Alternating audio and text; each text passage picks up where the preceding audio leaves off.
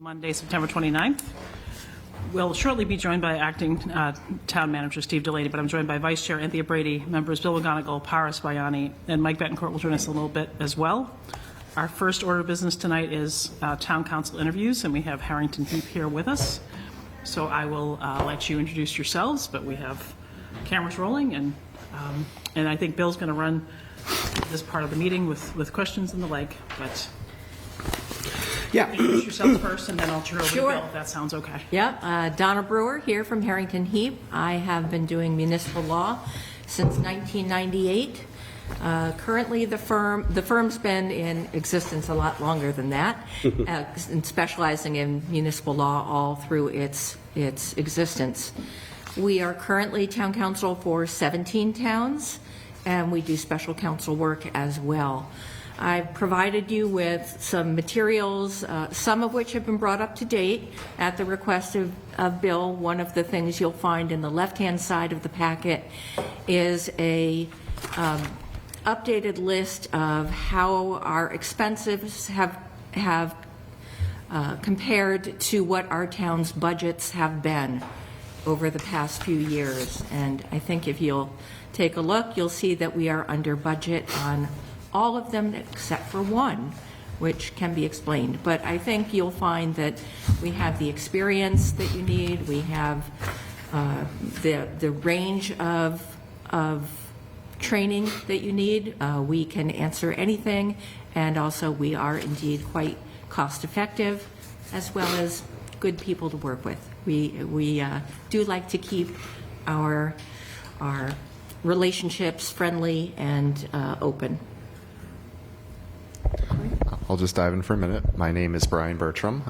Donna would be your primary counsel. I would be your backup. Like Donna, I have many years of experience in municipal practice. I sort of took a meandering route to get into municipal law. I started at a large law firm as a litigator, served the Commonwealth as an assistant attorney general for several years, and now I'm here. And here I'm going to stay. I really believe in local government. I really enjoy the work. And Donna's kind of covered the firm, so I think at this point we're probably more interested in what you have to ask us than in what we have to just stay here as talking heads, so let's dive right into it. Do you mind just stating the name of the firm that was the name of your firm in 2022? Miaris and Harrington. Great, because I think some people may remember it by that name. So. Yes, yep. Yeah, Ray retired, and when he did, we switched the name of the firm, but it's virtually the same people, and Ray is very much enjoying retirement. For him. So he won't be serving as town council for us in any way? Not in this lifetime. Well, good expectation setting. So I know I have a couple of questions, and some of them are broad and some of them are specific. Sure. And some of them are really just to see how you answer questions. And so, because of the role of town council, you are going to be getting questions from all over the place, and some are going to make sense and some will be on topic, but how you answer is just as important as what you actually give as an answer. Is one reason I don't want any of these interviews to be terribly scripted, because your job is not going to be terribly scripted. So I didn't ask anybody to come in with anything prepared, because that's not the way it's going to work. You've been in front of hot benches before, I'm sure. And I would say that the town of Winchester is a very hot bench. So, with that said, one big general question, which I'm sure I'll have follow-up on, is what do you see your role as town council, and what is it that you need to do to make sure our town is succeeding? Fundamentally, my job as town council is to help you secure the result that you want in the most efficient, legal manner. So all I can do is recommend. That's all any town council can do. I can't make you do anything. But what I can do is, if you tell me that you are trying to fund a particular project and you're using a finance source that you're not allowed to use for that purpose, I will tell you that, but I will also tell you where you can find the funding, what source would be legal for you to use for that project. So that's just a minor example of something that I see my role is to work with you to accomplish what you want to accomplish. Can you give maybe a good concrete example of how you've done that for another town? I think one thing to respect here is you counsel towns, you live in the law as your profession. You do it every single day. I have been on this select board for a year and a half. Paris has been on it for half a year. Anthea's on the 3.5, and Michelle's coming up on 3. So you have much more experience. I don't know where all the funding sources are. So you might. Yes. So can you give us an example of where a town had a problem and maybe they didn't even know how to fix it, and you shepherded them to the solution that they needed? On a funding question in particular, one thing that comes up a fair amount is the use of funds for revolving funds. That we have had towns that try to use estimated receipts for that fiscal year for their expenditures for the activity that is supported by the revolving funds. That's not the way they work, so we tell people how revolving funds work. On the non-finance side, something that comes up a lot, it's rather mundane, but it does come up a lot, which is that committees will form subcommittees, and it will be for a particular, to investigate something typically. And when they do that, they may not recognize, often don't recognize, that when the committee forms the subcommittee, you have formed something that is subject to the open meeting law. And therefore, they forget to post agendas and minutes within time under the open meeting law.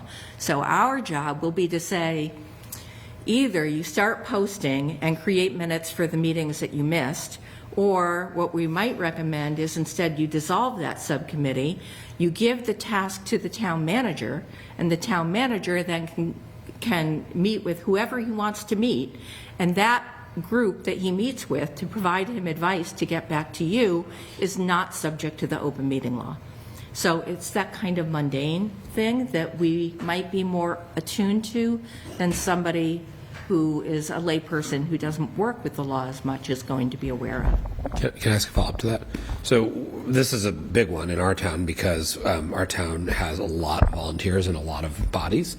So let's suppose this board asked a couple of folks to go off and research a topic, let's just say something on the Community Preservation Act, and to work with, but a sub-quorum number of people, and then to work with, a couple other people from, say, the Capital Planning Committee who are not on this board, but again, sub-quorum for them. Where does that cross the line into being a subcommittee that then itself has to be noticed versus just a group of people researching, looking into things, and then reporting back to the select board or the CPC that are properly noticed, sort of public forums? It depends on who formed the group. So if the group is formed by the committee, it's going to be a subcommittee. If a citizen comes to you and says, hey, Paris, I really want to get together with some friends of mine and set up a community garden. Can we get together and get some ideas and present them to your board? That's not going to be a subcommittee. Right. But if we, at this board, just to make sure I understand how you're thinking about it, said, Anthea and Bill, why don't you guys go and research some topic for us and just not come to us with a hard recommendation, just research it and bring us back some information. Would that be a subcommittee? Mm-hmm. That's going to be a subcommittee. Okay. We could explore that more. I think that would be getting free legal advice. But it does start to get into another aspect that I certainly want to ask about. We're the select board. We're one of many boards and committees. There are lots of boards and committees that will need legal advice. The zoning board, for instance, the planning board at times. The schools have their own legal counsel, and we do have our own separate labor counsel, for what that's worth. But we are a town full of volunteers who are very smart. Many of them are lawyers. Many of them know when to ask for legal advice. But that can mean that there can be lots of boards who have their own opinions or who want opinions from you. That can quickly run up legal bills. How are you going to control the flow of information and the billing that goes with it when we have many volunteers, many boards, many committees that are looking to you to help them with what they need to do? Do you want to take this Yeah, on? sure, I can handle that one. I mean, I don't think your Steve is here yet, but I mean, that's typically where it starts, right? Like we work through town staff to have a process. What we don't want to end up happening, particularly in a town as you describe, where we have a lot of interested boards, is kind of the free-for-all, where everybody just calls council. And, it's not necessarily that it's a bad thing that people are taking interest. I would argue that it's a good thing when you have that many interested people. But you want to be efficient as you do it. So as a lawyer, I want to figure out who are the stakeholders, how can I most efficiently organize, whether it's a call or a Zoom or maybe even an in-person meeting, to, have me do the work once, rather than listen on the phone 10 consecutive times to 10 different people. Have them all in the same place and do it once and collect the information that we need so that we can really efficiently give legal advice to, often when you have projects, there's multiple boards and you want to stay coordinated. So working through town staff to make sure that the flow of legal work is coming into us in an orderly way and making sure we know not just the person who's asking, but all of the affected stakeholders so that we can be efficient. That's a big part of it. I would say the other part of it is just simple communication, regular check-ins to make sure, we kind of understand where we're running against the budget. Maybe this is a heavy month. Maybe we need to think about what we're doing that month and pull back. Just really having those kind of conversations. I mean, at the end of the day, I have some gray in my beard, so I remember the day when everybody picked up the phone and they didn't just shoot emails off to everybody about these kind of things. Like, there's no substitute for talking and making sure that we're on the same page and that you guys know what's going on and that we're not just sort of off in some silo somewhere down in Wellesley and not in Winchester and running the clock and thinking we're doing a great job, and then in reality you guys are getting a bill that you don't want. Kind of building with that, you have to answer our questions as the elected officials. You're also servicing the staff as well. This is an easy question. Are you open to the idea of having some regular in-person office hours here at Town Hall where particularly staff, who I think it's most pertinent for them, can walk in and just get some questions answered face-to-face very quickly? Oh, sure. We do that for some of our clients. Any of the towns, that have asked for that, we have done that. I wanted to pick up on Brian's point in describing how we try to control it. Yes. How you control it on your side is by funneling the request through somebody, whether it's through town manager, as Brian mentioned.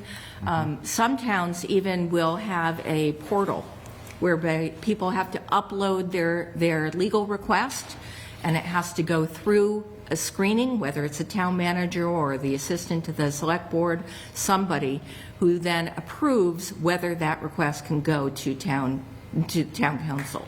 That's much stricter than most towns do, but it is one method that I am aware some of our clients do.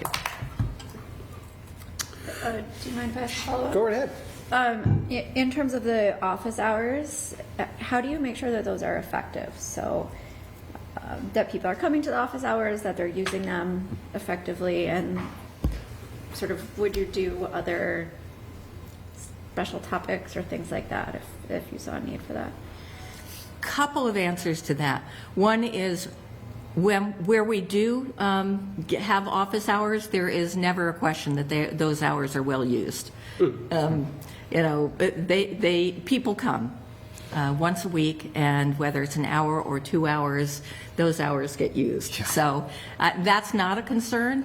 As for general topics, we've got it in our proposal, but I will emphasize that we do enjoy and we offer free training on topics of your choice, usually 1 or 2 topics a year. We've done, both Brian and I have done them for our clients. We'll do open meeting law, public records, ethics, sexual harassment and discrimination, a variety of other topics that we've done. So we let you pick the topics, but those are usually open either to department heads or all staff, and give sort of a general overview, not just staff, but also to the volunteers, so that they get an overview. They don't just have to, read, yes, I got the open meeting law guidance, but they can ask questions at these training seminars. Yeah, that's a tricky one. Before we get too far, let me introduce Mike Betancourt. He's our 5th member. Nice to meet you. Longest serving here. Nice to meet you.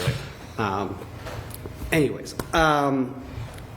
those are good questions, and they also get to another kind of general concern that I know I have. you have office hours, you're answering questions face to face. People might pick up the phone and call you, get an answer. You know, whoever's on the other line heard the answer. But we have to answer to each other. We have to answer to town meeting. And sometimes questions are very complex. And sometimes questions repeat and they come back and we have to deal with the same thing over and over again.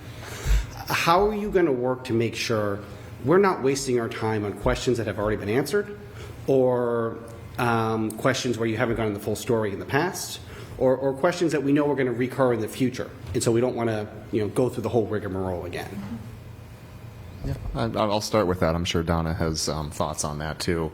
I mean, to some extent, it varies by town, and you know, starting out as town council, we're going to do our very best to leverage what was done before, but you know, we really are building a data bank, and that's sort of the first, you know, major thing to not repeating work is simply documenting it. We're lawyers, we should write down what we do, and in particular, in terms of making sure that everybody knows what's going on, whether it's a well-crafted email, an opinion letter, whatever else. You know, if we're giving legal advice to one member of the board, it's rare where it makes sense not to distribute that to the full membership of the board. You know, as I was talking about earlier, we always try to keep in mind with a lot of the projects that it often is different boards that are involved. You know, I'm working on something right now down on the Cape where we have a very large cellular tower that's proposed. It came to me by way of a hearing before the Zoning Board of Appeals, but it's like, well, this is going to have site plan review before the Planning Board. So next thing I do after making sure the, you know, town administrator knows what I'm doing is I'm going to call the town planner who's in charge of the planning department. Okay, let's talk about this because, you know, ZBA is going on Wednesday. When are you guys doing this? Okay, well, I'm writing a legal opinion for the ZBA on the federal act that actually controls a lot of what's going on. And I'm pretty sure most of the town officials don't know too much about. So I told her, I'm like, I should probably CC the planning board on this too, so for when we do that, to make sure that, you know, A, everybody knows what's going on, and B, having that letter is important. You know, we're getting wind that there may be more of these towers in the future, whether it's in that town or in other places. So having that letter handy is going to avoid a repeat of doing this, you know, kind of in the future. So, you know, it really is documenting, it's making sure that we keep in mind that we service the entire town, that legal questions come from one source, but they may affect others, and make sure that information gets disseminated. And then it's, you know, like any other firm, we have, you know, sort of an organized, you know, document database that we can search, we can figure out. And then at the end of the day, it rests on the fact that you have two attorneys here who are kind of responsible. You know, Donna's going to be the expert in Winchester at our firm, and I'm going to be your backup, so I'll equally be an expert. Anything that comes in is going to run across one or the other or both of our desks. And to the extent it may not be a question where we're going to be the ones addressing it, there may be a lawyer who's better suited to it. Donna and I still know what came in the past, and we'll be there to sort of quarterback that knowledge retrieval and that efficiency of process to make sure that we're not dropping the ball on that. You mentioned zoning on the Cape. I have testimony that has described it as being a blood sport, so I can appreciate having written documentation to back up what the towns are trying to do down there. That goes a long way. With the staffing that you just brought up, is it your intent then that Donna, you would be there present with us at town meeting in the first call for any time we might need you here at a select board meeting? Yes. Okay.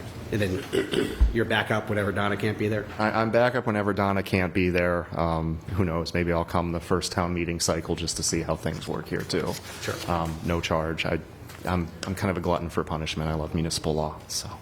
Yeah, it is my intent that we'll have a decision before our town meeting, which next starts in November. Okay. If you weren't aware, we have one in November and one in late April, early May. And I assume you've already checked to make sure that it doesn't conflict with your current clients? Yeah. Fantastic. But our hope would be that we might have a decision before town meeting, but the transition would happen after town meeting, so that you can have that opportunity to kind of sit in, see how it's working, what we're facing, and then have an easy handoff because Yeah. you're there to see it happen, and old council can tell you what has to happen as it transitions. Can I ask a question about that? Do you have experience with town meeting time and Robert's rules, or one versus the other? You want to field this one? Yeah, we will never recommend a town adopt or use Robert's rules. Never, never, do not. Okay, so for a town that's already using Robert's rules, what's So your then by default, you're familiar with the other one. Town meeting time is the one that the town should be using. Two of our lawyers, of our 7 partners, actually were the co-authors of the latest edition. You'll find them in there. So yeah, that's what you want. You want town meeting time, and I say that a bit facetiously, but in part seriously, because Robert's Rules of Order are there to trick people. That's my sense as to what they're for. They're to trip people up so they don't realize, oh, I call a point of order. Well, what does that really mean? Well, that wasn't a point of order, so I'm not going to recognize you. No, that's not what town meeting should be. And, yes, town meeting time has lots of rules. It has main motions, subsidiary motions, amended motions, motions to reconsider, all that kind of stuff, which we will learn, as will your moderator, and we can guide people when they get off-piste.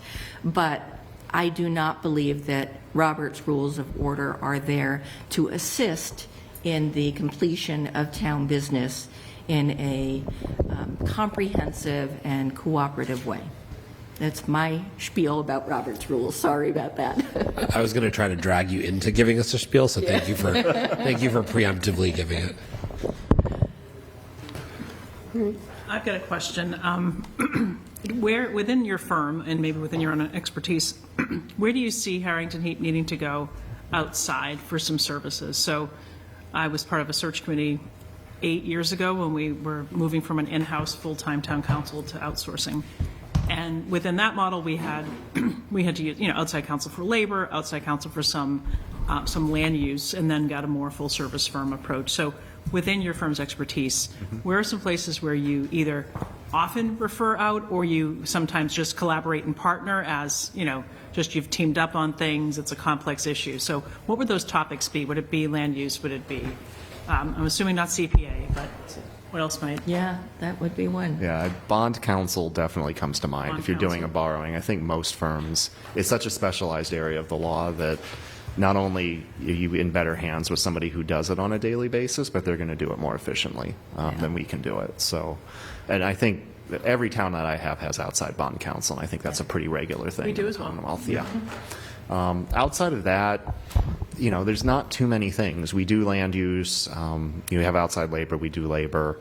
It really, to me, it would probably have to be some kind of complex regulatory proceeding that's not usual and requires some specialized expertise. And I say that having come from the Attorney General's office in the Administrative Law Division doing complex regulatory. So I actually often do that for my clients when it comes to energy facilities and other things. But, the law, that sleepy vision of Mayberry with small town government is gone. You guys are a complex organization, and I wouldn't dare to predict that you wouldn't run across something that was sort of a niche area that was complex that we couldn't do. Environmental comes up with, there's a variety of Yeah. spots in town that were, polluted with, previous industrial use and transfer, dumps and landfills, and Yeah, that comes up wherever Yeah. you dig a hole, it seems. We've done brownfields, we've done 21E, we've done remediation of landfills. Some towns will have separate tax-taking council. We do that as well. Yes,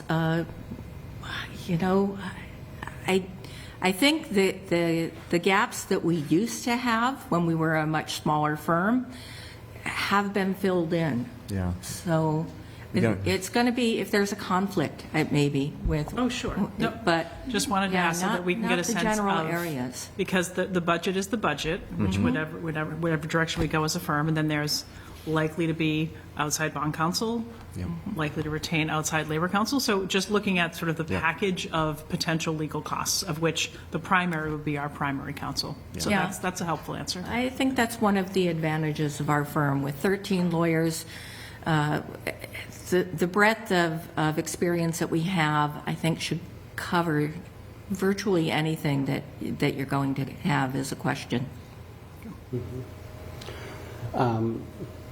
You've named 3 of your team in your packet. Very specifically, very frequently. 2 of you and Ethan, is it? Ethan, yep. Okay.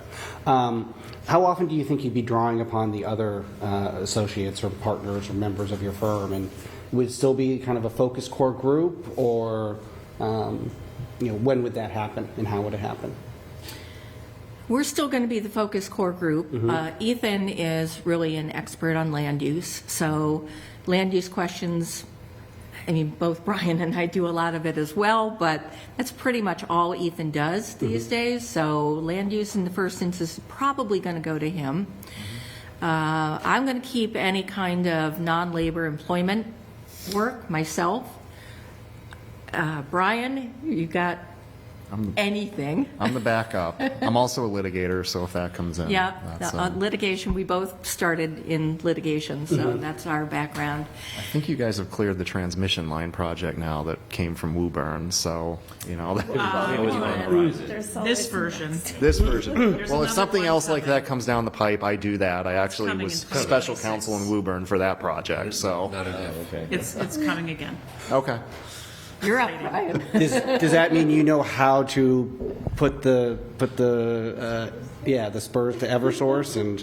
I think most people are still trying to discover that just because the DPU and the FSB are so favorable to the utilities, but I certainly have represented cities and towns before both state entities, familiar with those procedures, done that work. We've done the best we can do. I'm not going to lie to you, it's tough sledding because look, as the now retired Ray Miaris, who we just covered, always used to love to tell clients, Energy Facilities Siting Board. It's right there in their name what they do. They cite facilities. They don't deny them. So it can be tough. But, yeah, if we need to do it, we'll do it. We'll have Sure. And when you mention land use, can you just elaborate on what you mean when you say that? Because obviously it can cover so many different topics. does. And we have a lot of different questions on that Yeah. in that realm. I mean, you just name it. So first, let's break it in between town land and private land, which the town is regulated. So town land, pretty much, actually, I forgot to look at your zoning bylaw for this purpose, but some zoning bylaws will exempt town land from the controls of the zoning bylaw. Most of our towns don't do that. So you could be in the position of town land going before a town board to get approval for something. But for land use, we are talking the gamut. We are talking about zoning bylaw amendments. Everybody's just gone through MBTA Communities Act, which we're now ad nauseum about that.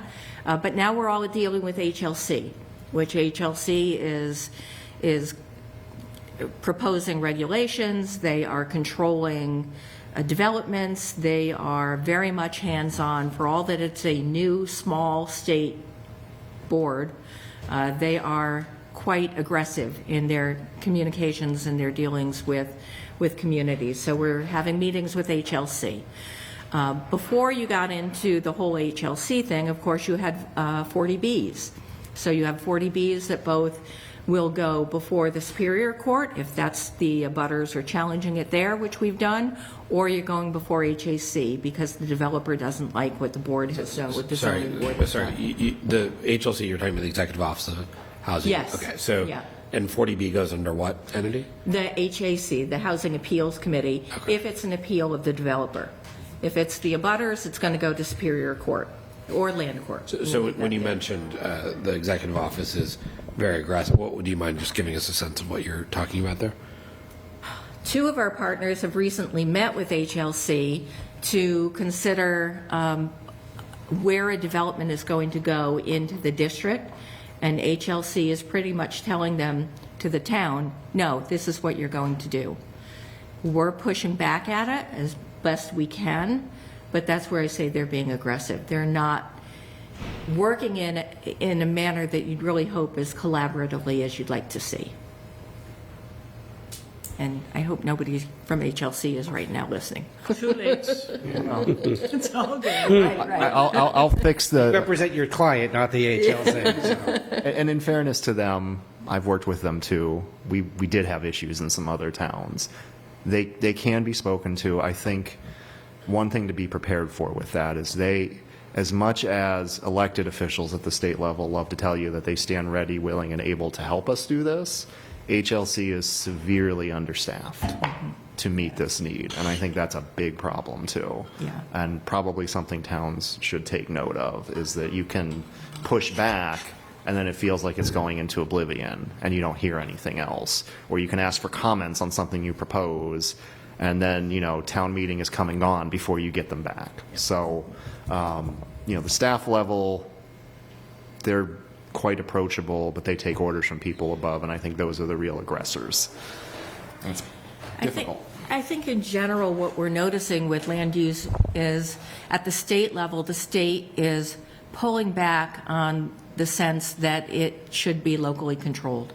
Oh, yeah. We are seeing more and more statutes come down. I mean, we've all seen them over the last 5 years, and they're still going to come, where they are going to say, this has to be permitted as of right.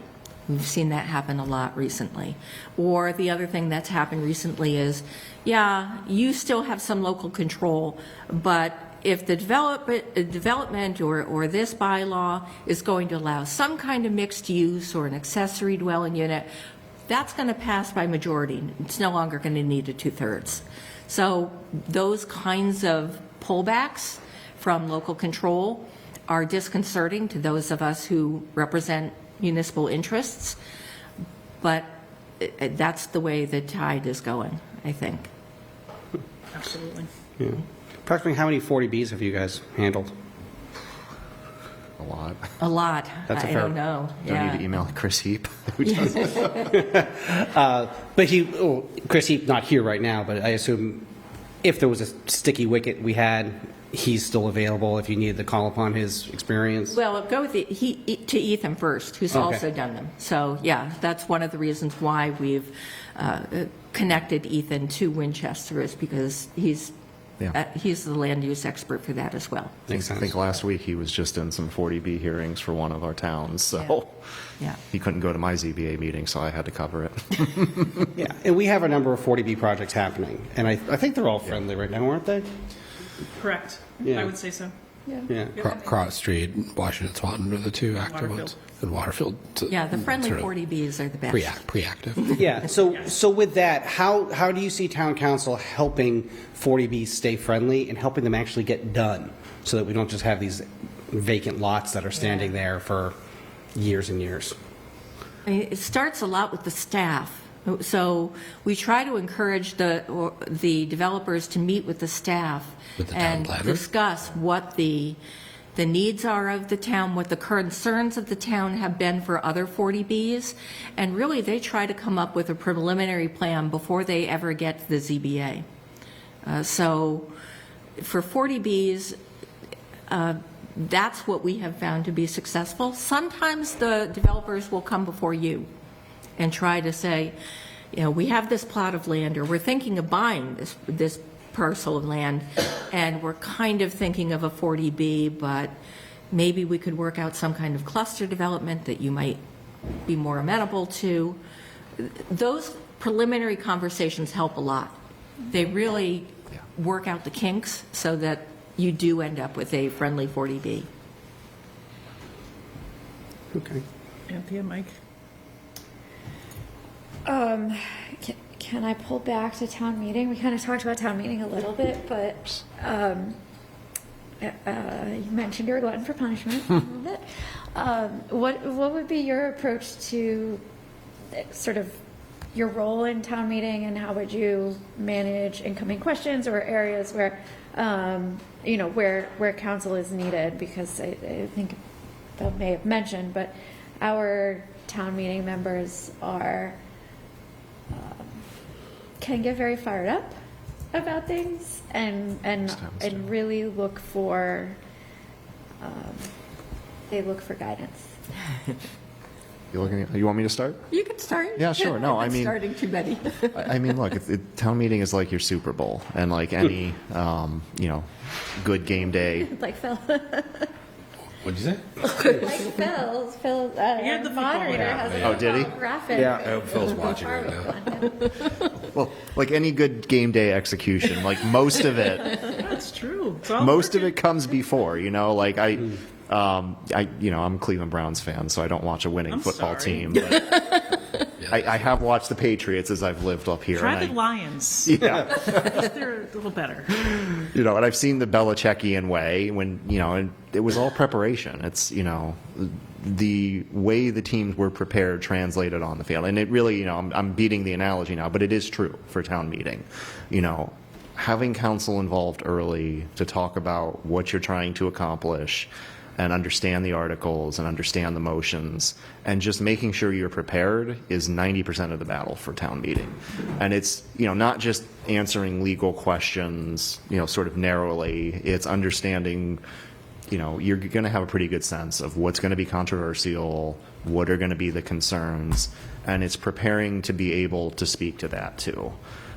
Is town council, it's the moderator's show at town meeting. The moderator runs the show, and I generally try to take a pretty backseat approach unless they need me. But I'm always happy to the extent that town meeting needs a legal opinion or a discussion or something else about what's going on with an article to provide that. And to provide it in plain English and not in legalese so that, most of town meeting can actually understand it. That really is my main approach to it is, prepare often and early, talk with, staff, elected officials, appointed officials, like, what are the hot button articles? What are going to be the concerns? Where are we seeing the community voice those concerns? In particular, if there's articles that, are going to be controversial, the town probably wants to consider, and whether you want town council there or not, at least tell us, is what a prior town manager that I worked with called socializing the articles, getting it out into the community, getting that feedback early, making sure we don't get questions that we don't expect at town meeting to the greatest extent that we can control that. I do think it is a rule for town meeting that there will always be one article that we think is completely non-controversial, and then suddenly it explodes in our face. But we can deal with that. Our goal is to make sure that it's just one and that we're ready for the other ones that come up, and we understand the community concerns on them. So that's kind of how I approach it. It really is a lot of preparation so that we can run as smoothly as possible on town meeting floor, where we have limited time, limited resources, and where we really are not there to be sort of calling last-minute balls and strikes on legal issues. We're there to foster discussion amongst the community within those guidelines so that you as policymakers can decide what's best for your community. Yeah. You'll still wind up calling balls and strikes, though. I can assure you. It does indeed start way early. We want to be involved in the drafting of the warrant. We want to be involved in the drafting of the motions. We will have discussions with the moderator beforehand as to how he's going to handle a consent agenda. One thing that communities deal with very differently from one another is how they handle CPC projects. Do they list them all off at once and then ask for holds, or do they vote on each one separately from the beginning? Those are the kinds of things that we like to sort out beforehand. It makes town meeting go much more smoothly. There will be times when somebody, maybe me, I have an idea for an article in the spring. It might be completely insane. It might be unsupported. I've done my best to look into it. But let's say you have a different opinion. How are you going to handle a situation where either myself, another member of this board, a member of the public comes to you looking to do something, and in your opinion, it's just straight up unlawful? I'm going to tell you that. And hopefully, I'm going to give you the basis for why I think that, and I will convince you that that is the case. But if I'm not able to convince you of that and you want to go forward, like I said at the beginning, all I can do is recommend. So if you want to go ahead and do something I will warn you that if it is a general or zoning bylaw, you're going to have to get by the municipal law unit after town meeting votes for it. So very often what happens in that case is the lawyers in the municipal law unit, who we all know very, very well, will call us up and say, I got to warn you, I'm going to disapprove this bylaw for this reason. And we're going to say, yes, I understand. I have some budget questions, unless anybody has a general thing before we get into the numbers. I have one more if you don't mind. Go, please. Michelle mentioned we have a lot of waterways and land, and just curious in terms of like conservation, and maybe it's as it relates to land use, but any particular experience or somebody who would sort of take charge in that area. So we've certainly drafted a lot of conservation restrictions. We've dealt with the state on getting those through. There was a fairly recent modification of the whole Article 97, how that is handled, how land is brought out of Article 97, and what you have to do in order to make up for that loss. So I think we certainly can handle anything that comes up having to do with conservation land, park land, how it can be used, can it be used for passive recreation, can it be used for active recreation. All of those things will go into the particular draft of the conservation restriction that you adopt. Mike? Yeah, thank you, Donna and Brian. This has been very helpful. What do you see? You guys represent a lot of varied communities and have a lot of experience. What do you see as kind of the biggest issue on the horizon for municipalities that maybe you didn't see a few years ago? Is there anything in particular that you see that communities are facing that's a little bit newer? Certainly the state interjection in local land use, I'd say, has got to be the biggest. Okay. I mean, I think the whole, it had been coming slowly and in fact somewhat under the radar, where some developers have been putting in some chapters like 40Y that sort of snuck in that none of the communities knew about. But then 3A and MBTA communities just blew up, and now I think everybody is a lot more sensitive to it. We've been trying to encourage our Mass Municipal Lawyers Association, as well as the Mass Municipal Association, to get more proactive with the legislature, because quite honestly, the municipal viewpoint has not been well represented in the bills that are going through the legislature. For example, when 3A went through, they talked about all the people they talked to, and with 16 different groups, one of which was a town, had a town outlook. So we think there's more work to be done in that area, but at this point, it is an uphill battle given the way the state is going. Yeah, it seems like it. I would add to that, too. I don't know how much of a demand there is for ADUs in this town, accessory dwelling units, but that's sort of like the next partner to MBTA communities. It depends on the town where I've seen that be a big issue. Particularly coastal towns, people want to build ADUs and they can't use them for short-term rentals. We know they probably really are trying to do that. So that's an issue. One other thing that I've seen a lot of, and I think it's flown under the radar quite a bit, is the state's interpretation now of the Dover Amendment when it comes to solar facilities. That amendment was enacted. Can you just give us the background there? Yeah, so the Dover Amendment is kind of an exemption to zoning. So what it basically says is that for like solar panels, it's very difficult for us to deny them. They're not typically subject to normal zoning. They're just subject to reasonable regulation as to like These height, are width. utility scale zoning or zoning panel, the solar panels Just, on people's roofs? No, it's more utility scale. So like solar, a large, it can be both, but it really comes into play when we talk about more of the facilities, the large scale facilities. So like a solar farm or something like that. We've kind of known about that for years. I think municipalities have adapted to that pretty well. But we've seen a very aggressive interpretation from the state this is kind of the theme of tonight, as we're talking as an aggressive interpretation of the state, that now things like battery facilities that aren't directly connected to the solar panels, but, basically time shift electrons, if you will, from the grid, so they collect them during non-peak hours and then put them back out in peak hours, are somehow also exempt from local zoning because It's part of the solar system, they're saying, the solar. they're trying to say it's part. They're trying to say it That's their facilitates the collection of solar energy, which is what triggers the Dover Amendment.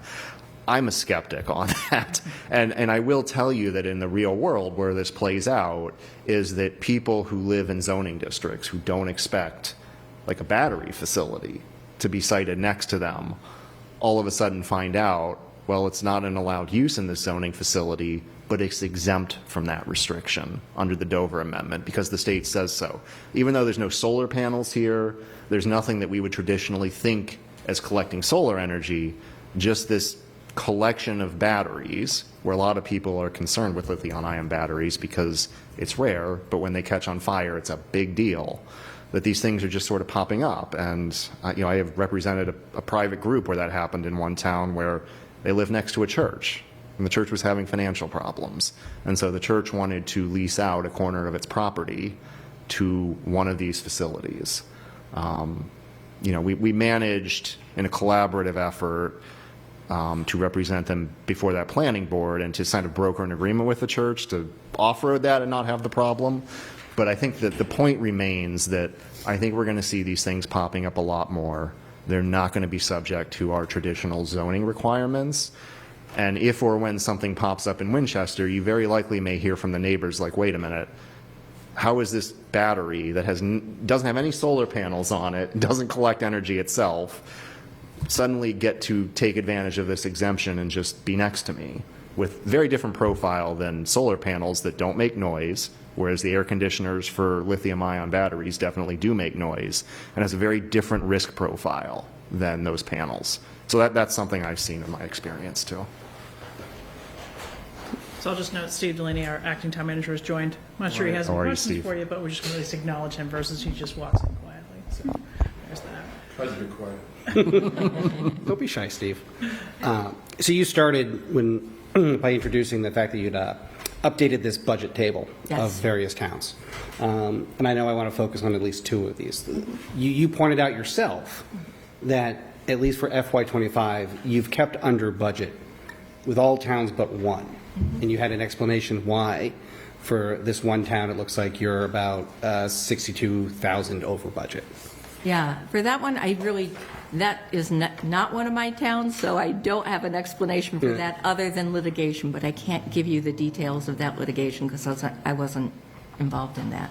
Do you happen to know Norfolk? No, I don't do a lot for Norfolk. I can just say happily when I saw that table that all three of my primary towns are under budget. What are your primary towns? Situate, Hopkinton, and Bourne. Okay. It's a nice discovery for me tonight. Yeah, and I can, from my personal experience, litigation budgets are Yeah. wildly unpredictable. So It does happen from time to time, and I think, we always try to stay in budget. I think that table hopefully reflects that. Litigation is unpredictable, and in the event that you're going to have an overrun, I think the key is that it's not a surprise. Like, you don't get bombed with a huge overrun in a bill that you didn't expect, and that's where communication is important. Sometimes you can't avoid it, but you really want those off years to be anomalies tied to a specific event and not something that's more systemic and happening from year to year. So to be clear, this is all in. This is not litigation specific. That's everything. That's everything. What percent of this is litigation? Very small, I assume. Honestly, it changes year to year and town to town. But yes, I'd say, actually, we're doing more litigation these days than we have in the past. A lot of it is land use litigation, but litigation is probably about, 30 to 35%, 40% of what we do now. That sounds That's a about guess. right. So if there's a client on here that spent $100,000 or another one that spent $200,000, would it be fair to assume across all of them a third of that spend is litigation? No, not across for all of them. I mean, some of our towns have virtually no litigation. Okay. Yeah. The ones that had virtually no litigation suddenly have 3 ZBA appeals in 1 year. I mean, it really is.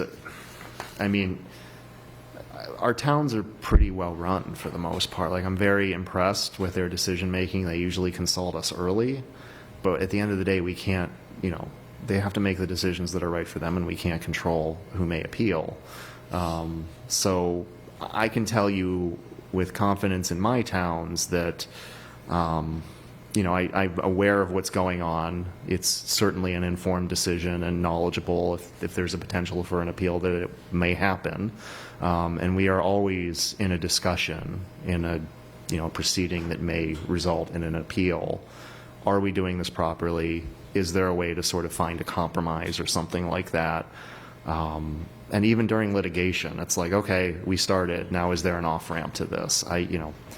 I grew up a litigator, and I think anybody who grew up a litigator as a lawyer will tell you that litigators, for the most part, understand that, the people are happy, I guess, when they win, but they're not ecstatic because you still lost. Like, you still had to spend the money. Yeah. And every dollar you spend on litigation is a dollar you're not spending on a school, you're not spending on a road, you're not spending on a park. And so sometimes you have to spend those dollars, but I really, really try to keep that spend to a minimum and always sort of have the viewpoint that whatever came before is a sunk cost. We're at today. Is there a different path that takes us off this road? Are either of you primary counsel for Wellesley? I do a ton of work for Wellesley, but the Okay. primary is Tom Harrington. Okay, well, maybe you can speak to this. Because Wellesley is a town that we like to compare ourselves to a whole lot. I also see it's the largest budget that you have on here. Can you give us any insight into how that number came to be the Wellesley budget? Why is it so much larger than many of these other towns? They do give us a ton of work. I mean, Wellesley has a ton that goes on. But Wellesley does, for the most part, control their litigation through their executive director, their equivalent to the town manager. And she is knowledgeable about all of the requests that come to our firm for legal advice. But there are some, I mean, I get calls directly from the Council on Aging. The library trustees will call us directly. The town planner will call Ethan directly. So we do get communications directly from staff. But when we respond, we will respond and copy the executive director on it. But it is simply a function of the work that they have that's going on. Do either of you represent, you mentioned Hopkinton that you do represent, but do either of you represent Needham or Reading? I do a ton of work for Reading. Needham tends to be all done by Chris Heap in our office, who is the primary for Needham, although I negotiated the new town manager's employment contract for the town, since it was better not to have Chris do that, since he was going to be doing all the work with her. But so, yes, I've done a ton of work for Reading as well. Reading, I am their labor counsel, so I get calls virtually every day from them on labor and employment questions. Okay. Now, I think in your letter, if I read it correctly, and I might not have, you tend to do hourly billings. Do you have any clients that you do a flat fee arrangement with? Yeah. Is that what the retainer is supposed to represent? Correct. Okay. And why is it that you it seems lean heavily towards the hourly approach instead of a flat fee approach? I think it's mostly client driven. I think flat fees, they're increasingly becoming more common. We've had most of our clients for a long time, and so we started out with that arrangement, and they're comfortable with that. I also think that, some towns, they prefer hourly rates. They prefer the ability to sort of control legal spend on a month-to-month basis. They don't necessarily want or desire the predictability that a flat fee arrangement has. But I do think we are seeing more of that, the flat fees, and maybe my guess would be that that's a function that government is increasingly a complex venture. As we all know, town budgets are getting larger and larger. It's predictability is a good thing often, and it's a good thing for both a town and a law firm when it's managed well. I can speak to the fact that Hopkinton is a flat fee, and it's been a flat fee for a long time. So that's not an alien proposition to me, and they can work very well with good communication and good expectations on both sides, because again, they do give you that month-to-month predictability on what your legal spend is. But that's to just start where we began. It really is mostly client-driven. I don't know that we necessarily prefer one or the other. It's really up to you, and we're happy to go in either direction. I mean, the town has had both in the last, 15 years. Flat fee, most recently retainer. But to your point, Donna, there's still some level of gatekeeping that should happen with the town manager, or if it's okay with the board and with the manager that, library can call directly and this group can call directly, and that not just for, if even with a flat fee, there's availability, there's prioritization, you're taking calls from these three groups. We really want you working on this contract or this LDA, right? So there's still a degree of gatekeeping that we need to do, Right. even if we're not concerned about, geez, we've billed our 127th hour this month, Right. and we don't want to go over 130. So, One thing that you will get from us is on our invoices, our monthly invoices. If we're on a retainer, we show you what the actual hours are that we worked and what the value of those actual hours are. So every month you can see, are you getting more legal services than you're paying for, or are you getting fewer? And over a period of several months or a year, you can say, you know what, this retainer arrangement really isn't working. You guys, you law firm, are making out a whole lot better than we town are, so we want to reconsider the arrangement, and we do that as well. So we have about 4 more minutes left. I want to just give either select board a chance to do any last questions, and we'll certainly let you wrap up, but I just want to be mindful of time. In 30 seconds or less, what is Ollie's Law, and should we incorporate it here? Do you like your dogs? Yes? Yeah. Sorry, what was the It question? was specifically referenced in their letter about whether the town had interest in adopting Ollie's Law. And so I'm curious what it is. If she called it out in her letter. Yeah, so it has to do with kennels and dogs licenses, and it's just another bylaw if you want to do it, but it was just a fun thing to throw in there for dogs. Okay.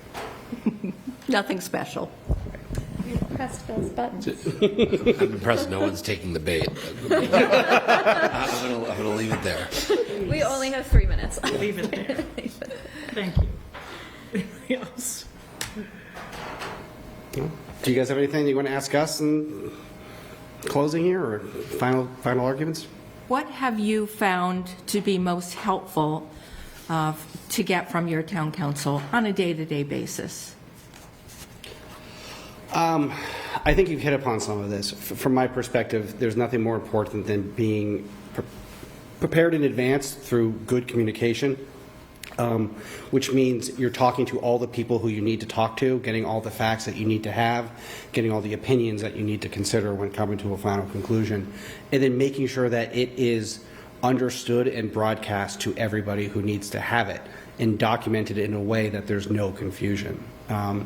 Legal advice is very confusing, and turning it into a game of telephone, either in the way the information is funneled to you to make an opinion, or the way you broadcast it back out so that we can act upon it, is one of the places where I think a lawyer can either be the most efficient and the most helpful, or the least efficient and cause the most problems. So making sure that that can happen, and with it, it gives us trust in you, it gives our residents, our town meeting, trust in us, and also in you, is one of the key places to really focus.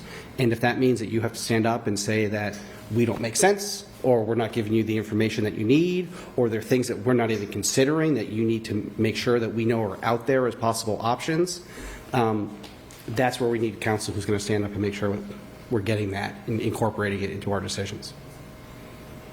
I would say I think sometimes, active troubleshooting with us. We are maybe approaching something that is new territory for us, is a little bit more complicated.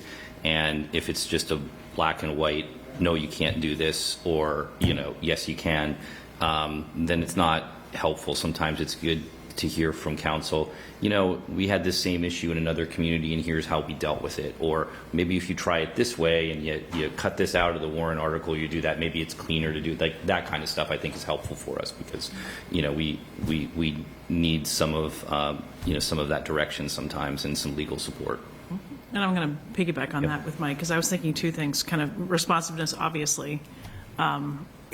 I can't speak for the other 4 board members, so I'm not texting our attorneys at 7, 8 o'clock at night, but it can wait till the morning, but just understanding that there's something that's time sensitive. Can we get an answer, and can one of your colleagues get back, right? Mm-hmm. So I'd say responsiveness. And to Mike's point around, just collaborating with us and also within your firm with other towns. We don't know what we don't know. Mm-hmm. We don't know what's easier, what's the hard path, what's the happy path, what's the most successful path. Those could be 3 very different approaches, and we need your expertise within the firm, within other towns. So, hey, this lawyer somewhere else did something similar. What can we leverage? What can we learn? I think that's incredibly important to getting to a good outcome in the shortest time possible. Mm-hmm. I think also just to hit on the communication piece, and we have 2 lawyers and we have 3 not lawyers on our board. So being able to bridge the technical, non-technical language is helpful, and having that clear point back to like statute or precedent or whatnot that can sort of give an answer to the 5 of us, that the 5 of us can kind of sit with. Yeah. It's helpful. Thank you. All right. Thank you. Thank you all. Yeah. Nice to meet you. Nice to meet for coming in tonight. you. Nice conversation. Yeah, and if you have follow-up questions, please feel free to reach out. Same here. Just call Bill. All right. What? Yeah. Thank you very much. I may have questions for you. Who knows? Thank you, Jim. Nice to meet you. Nice to meet you. Thank you. Nice to meet you, Michelle. Nice to meet you. Thanks, Brian. See you. Lovely to see you. Don't trip. No, I won't. Yeah. Fist bump. Fist bump, he's sick. All right, so I'm going to call on Matt back there. We're expecting Eversource tonight, Matt, at 7:45. Probably used to it. Okay. Usually we see Jackie kind of right here, right now. So we'll just go right through, and we'll do the public hearing at 7:45, which is fine. So Steve, if you're ready, if you want to do some highlights with the town manager's report, and then we'll kind of move through the agenda there. Okay. I'll note our next couple of meetings that are on the published agenda. Next Monday, the 6th, and then Monday, the 20th. There's a holiday on the 13th, so we're going to skip that. But I'll turn it over to Steve Delaney, who's here for his first in-person meeting with us as the acting town manager. So welcome. Okay, thank you. On staff appointments, we have a DPW school custodian, Robert Call, and we'd made this appointment, and I would request that the select board vote to waive the normal 15-day appointment period. Move that we waive a 15-day appointment period to appoint Robert Call to the DPW school custodian. Second. Thank you. All those in favor? Aye. Aye. Also, in accordance with National Law, Chapter 40, Section 8D, have made the following appointments and reappointments to the Archives Advisory Committee and the Disability Access Commission. To the Archives Advisory Committee, Samuel Smallridge, reappointment term to expire March 31, 2028. Nancy Schrock and Christian Romero, appointment terms to expire March 31, 2027. And to the Disability Access Commission, Lisa Montrodola and Christine Rowan, appoint to regular position terms to expire August 31, 2028. and Consuelo O'Donnell Donahue, appoint to alternate position, term to expire August 31, 2028. And thanks for those folks for volunteering, and thanks, Steve, for making those appointments. Okay. Do you want to take a look at general topics that I had? or- Do we need to waive the 15-day period? It says Nope, that. those on are, for those reappointments, those are town manager appointments. Great. So those are, we met the folks, some of them. and- Perfect. It just, Yes. the way it's structured on the memo, it looked like Yep. we did, but no worries. Okay. So I had a couple other topics. You'll see in your packet, just as updates, fire department staffing. As you know, we have several open positions on the fire department. I believe there's 6 that are open. We are struggling to fill those positions in part due to the model that we have for recruitment, which includes firefighter paramedic model that is used as part of our staffing and emergency services and ALS services on our ambulance. So we've called for several lists, so we're working on that.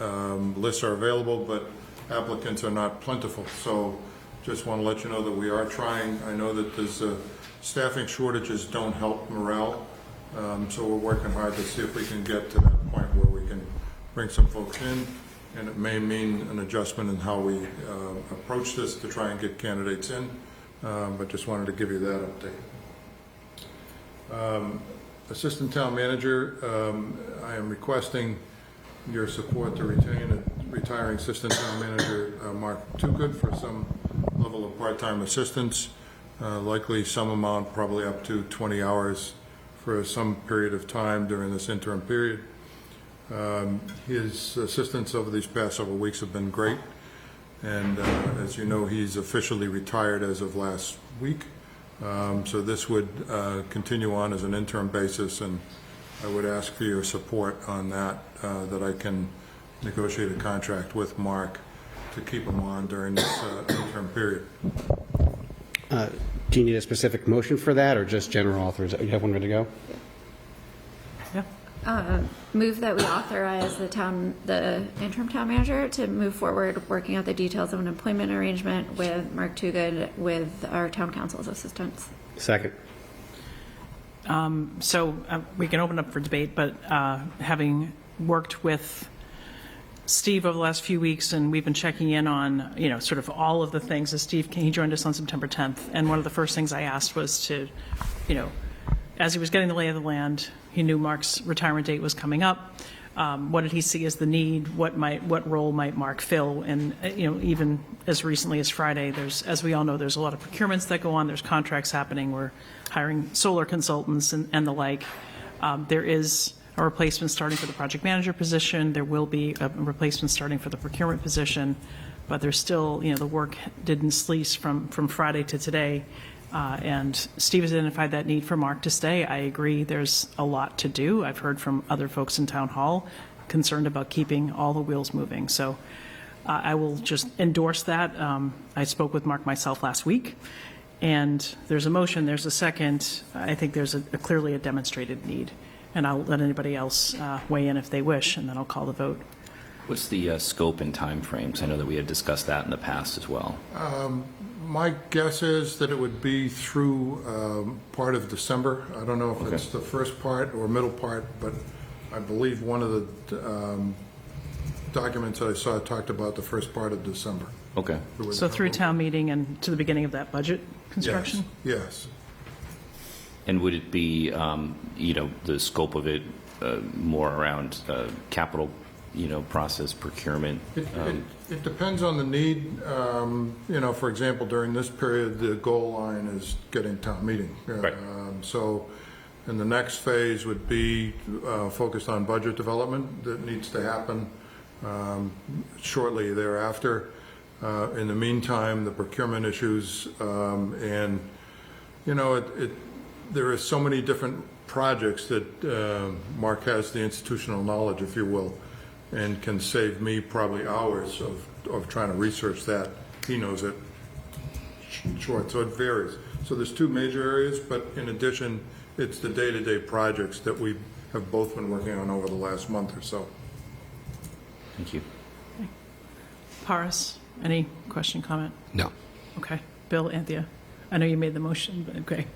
All right, so then, all those in favor? Aye. Aye? Aye. Right. Okay, great. Thank you very much. A couple other things we're working on, Wedgemere Station parking facilities. At the Wedgemere Station, we have an agreement with DCR to basically maintain the lot. We get a portion of the fees, and they're asking for a 10-year renewal of the lease. It has been, I think, 5 years, and it's gone in renewal pieces over the last several years. We're in the process of reviewing that. I'm meeting tomorrow with DPW folks to kind of see, is this a good deal in terms of how it's arranged, and looking at how this has been put together. What's the impact if we don't do the extension? And my hunch is there's a lot of commuters who use that lot that would not be pleased. So we're very sensitive to that aspect. So I just want to let you know that we're working on that in terms of trying to figure out what the best route is here, because it just dropped on my desk and with a request to extend it. So before it goes anywhere, I wanted to make sure we understand it. So also the Morocco Culvert project, as Christmas approaches, we also wait for a gift from the MBTA to give us the agreement that can push this project forward. We've been promised and promised. We're trying to push it and see if we can get it so that we can at least get this project moving. We still don't have it in hand at this point, that permit piece that we're looking for. So we're on it. Matt has been helping me try to bird dog this thing too. So, and we will have a new project manager coming in to actually get involved in that too. So the last thing I had for you on this piece was the Cambridge Street Waterline project that Public Works is putting together. Will probably need to be rebid because there were a couple sections on it that were problematic as the bids were reviewed. Bob's hope in Public Works is to have this out to bid and under construction this fall. We'll see what happens. We'll keep you posted because I know the folks in that area are concerned as to how that project goes. So that's where we are. Nice. So to the extent that the Morocco Culvert MBTA license agreement, I know you updated us last week. I know you're bird dogging them. So, but if we need to call our state rep or delegation, We will. you know, you certainly you're Absolutely. empowered to do so. And so, you know, I think Rep Day has been, both he and Senator Lewis are very familiar with the years of work on that project. So let's not hesitate. We had a license agreement. I think this board approved a license agreement in August when Beth was here. We approved it in substantial form. And so the fact that we're a month plus out, Yep. and the form that we approved is really unchanged. We just, authorized to sign, we're ready to go. So Okay. let's get that going, because we're running into, we don't want to get into the winter and weather and Understood. things. Yep. Okay. Okay, so it's 7:42. Is anybody here from public comment? Okay. So I will take those two members of public comment. Mr. Markey was here first, but I'll invite folks to the table. And then if we can start the public hearing about 7:48, that's okay. We'll just take, public comment cannot exceed 3 minutes. So come on up. Thank you. And I hope to take only 2.5. Well, that's fine. I won't even start my timer then. Good evening. My name's Ruth Trimarchi. I'm a Winchester resident living at 11 Ridge Street. I'm here tonight to highlight 2 new climate resilience projects that reduce climate change risks. Here in Winchester, climate risks include fire, drought, heat, flooding, extreme storms, and pests like ticks, rats, and insects that destroy trees. These risks affect property values, health, and quality of life. How well we manage them impacts Winchester's strong AA bond ratings from Moody's, which is a reflection of how well we manage risk.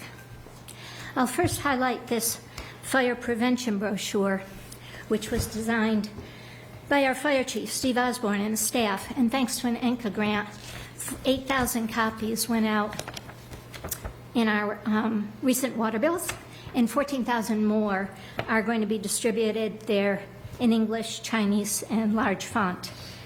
Wildfires in Winchester increased 1,200% last October 24, making this brochure particularly timely. Second, in collaboration with our assistant town planner, Ian Sexton, Winchester Trails, which is a private organization, just released a digital trails guide, which is based on this, which is an old favorite in town. It's now on the Conservation and Recreation websites, thanks to those departments. With more frequent high heat days causing bacterial blooms that close beaches, there's a growing need for informed access to alternative outdoor recreational options. Lastly, here are an additional 24 climate resilience actions drawn from and inspired by 9 of our existing municipal plans, including the Winchester Master Plan and All Hazards Mitigation Plan. Those actions range from splash pads, safer biking routes, tree canopy and wetlands protection, and improved parks and cooling centers. I've included an interactive map suggesting locations for each action area. And tonight, I'm going to ask you to allocate $5,000 for a communications consultant to launch a PR campaign on the interrelated risks of fire, heat, and drought. Town government alone cannot comprehensively reduce the town's risk of climate impacts. We need our informed residents to share the responsibility of managing Winchester's climate risks, and choosing this outreach campaign is a good strategic action. So thank you. I'm happy to answer questions, and I will also email you, and here's a paper copy of those. I lifted out of the interactive map the text so that you don't have to click on each button. You can read it like that if you'd like. So it's nice to meet you, my friend. I think we probably need to digest it, but we'll be back in touch. Have this ready for us. Where did you get more of those pamphlets? It's out of print. That's why we Oh. updated it and put it digitally. You're welcome to borrow this if you'd like. I want to hand them out to the Cub Scouts. So There's only about 10 that I'm aware of in Then- existence. I'll try to copy my own. Thank you. Thank you for your time this evening. Thanks, Ruth. Good to see you. Okay. Come on up. If you could state your name for the record. I'm Todd Gulick. I live at 47 Everett Avenue with my wife, Paula Kinnunen. We've been there 32 years. Thanks for the opportunity to address you. I'm here in part to say that, or to discuss the project under consideration, the culvert under Everett Avenue near its western terminus, near Cambridge Street. I'm here primarily to say that I join with 2 of the other abutters, the Norsworthys at 53 Everett and the Sarneys at 54 Everett, in agreeing to a temporary easement, and also to object strongly to the proposal of a permanent easement for work on this easement, on this culvert. And that said, we have not yet seen any language from town council regarding the specifics of either a proposed permanent or temporary easement. So to some extent, I would say that my agreement to a temporary easement is conditioned on actually being able to see what's proposed. 2 other points. One, or both will be highlighted in a letter I'll submit subsequently. One has to do with process here. It's never been clear to, I think, any of the butters exactly who was driving this project. Our contact was with Meg White, the project manager, and with Matt Schumann. But a great deal of the communications had to do, for example, with easements. And that seemed peculiar given that stormwater is being dumped onto our properties, our private properties, from public and private properties. And easements can be somewhat complex. The law matters, and it was surprising not to have those communications come from the board, the town manager, town council, or something.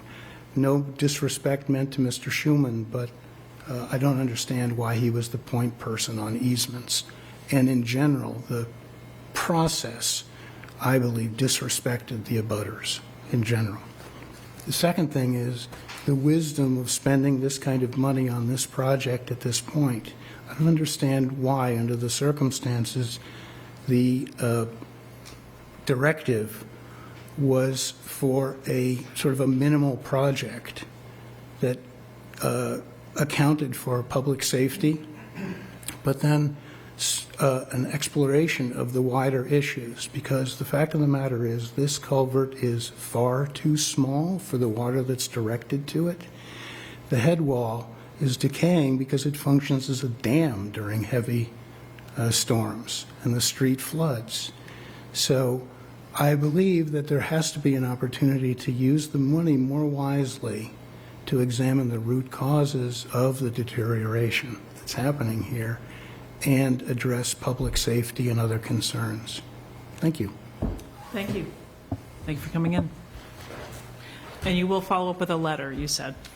Yeah, I wrote one, and I was going to leave it at that, but it turned out to be 4 pages. Okay. You can email that to the town manager's office. Thank you. I'll do that. Thank you. Okay.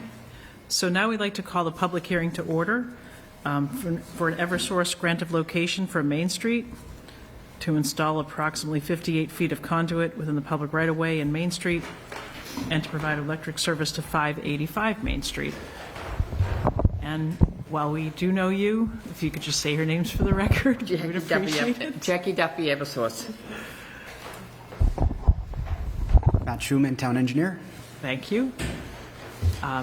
So usually I think, Matt, you start, and then, or do you want to have? Well, I can just tell you, Jackie we want to install approximately 58 feet of conduit in Main Street to provide electric service to 585 Main Street.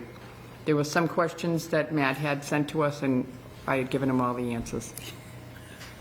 So I'll let you know the questions I asked and the answers, since they may be of interest to you. I asked how long would the work take. Since this is Main Street, it's in front of a bunch of businesses, and Eversource had responded 2 days. Will the sidewalk be opened at the end of the day, and as well as the road? Yes, we will backfill and hot top. No open trench at the end of the day. Will you be restoring the brick sidewalk? Yes, we will be restoring the brick sidewalk. Will you abandon the old service? As there is obviously underground service there now because all the utilities are underground, so they're actually putting in a new service and they'll be abandoning the old service. Number of parking spaces, they will probably be 2 to 4 spaces that they'll need to occupy because they're going from one side of the street to the other side of the street. And then finally, we haven't discussed this with the police chief yet, but there is the option of doing night work in this area or late hours, because again, we are in front of some businesses and we have some parking impacts. So that's.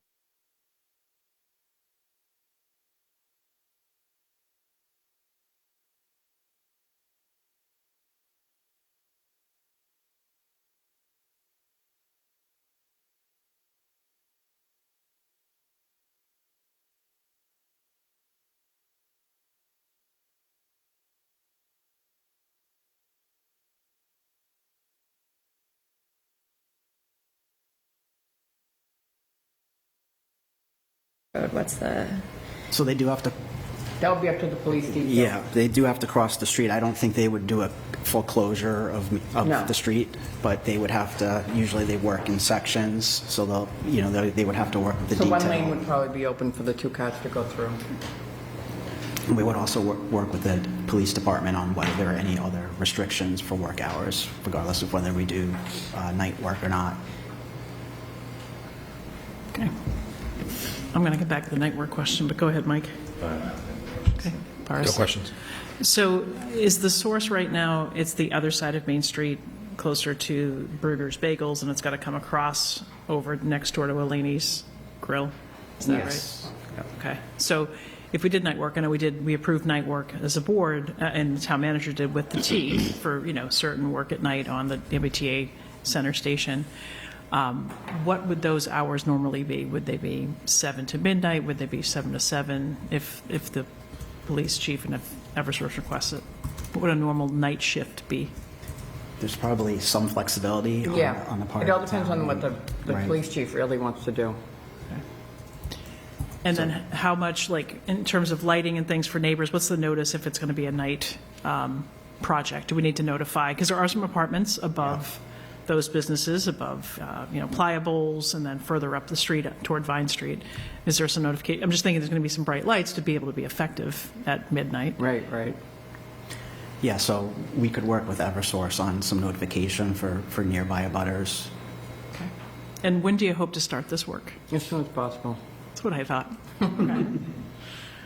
I don't see a reason not to necessarily approve it, but is anybody here from the public here for this grant of location? Okay. Then I can close the public hearing, at least part. If we have any additional questions for Matt or Jackie, those were mine. I'm sorry? No, I was asking the board to make more questions. Otherwise, we okay. can just take a vote, deliberate and take a vote. Do you want to make a motion? Go ahead. Move to approve the grant of location for Eversource to install approximately 58 feet of conduit within the public right-of-way in Main Street to provide electric service to 585 Main Street. Second. Okay. Any additional deliberation?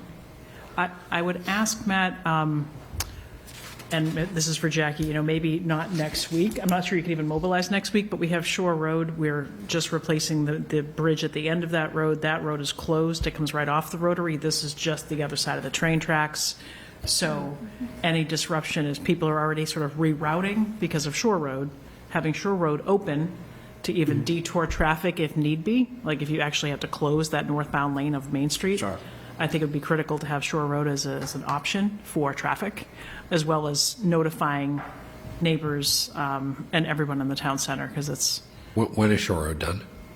So right now, Shore Road's on schedule to be opened next Monday or Tuesday. I think we said it was closed till October 6th, which is a You Monday. just want to make the motion effective October 6th?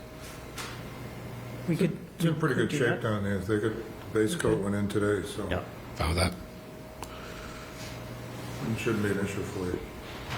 And I'll let Matt know when we plan on being out there anyhow. Like These- a week in advance, I'll let him know. Is there even a chance that you'd be doing this in the next week?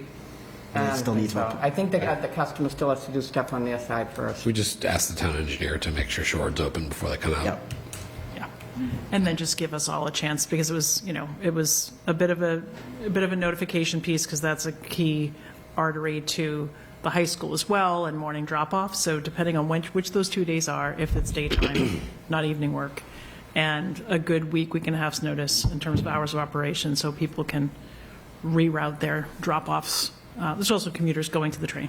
Okay. So that notification piece will be key, but Shore Road's also key. Okay. Okay, so we have a motion, we have a second. Any additional deliberation?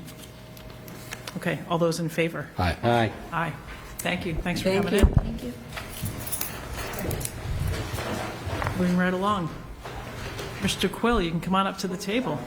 Thanks for being patient. Not a problem at all. How are you tonight? Good, thank you. Good, how are you? Good.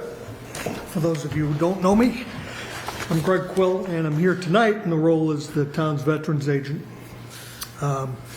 As some of you may know, the state of Massachusetts passed the HERO Act in August of '24. It was signed by Governor Healy. In that act, it provides for an additional tax exemption for disabled veterans. Currently, the town of Winchester provides a $400 exemption for disabled veterans of 10% or more. The new law allows the town to do one of three options. I have them outlined here, but the three options are basically an increase each year indexed on the CPI, a 100% increase, or a combination of the two. Actually, let me pass this out so you can take a look at the numbers, but I did just a rough draft proposal here.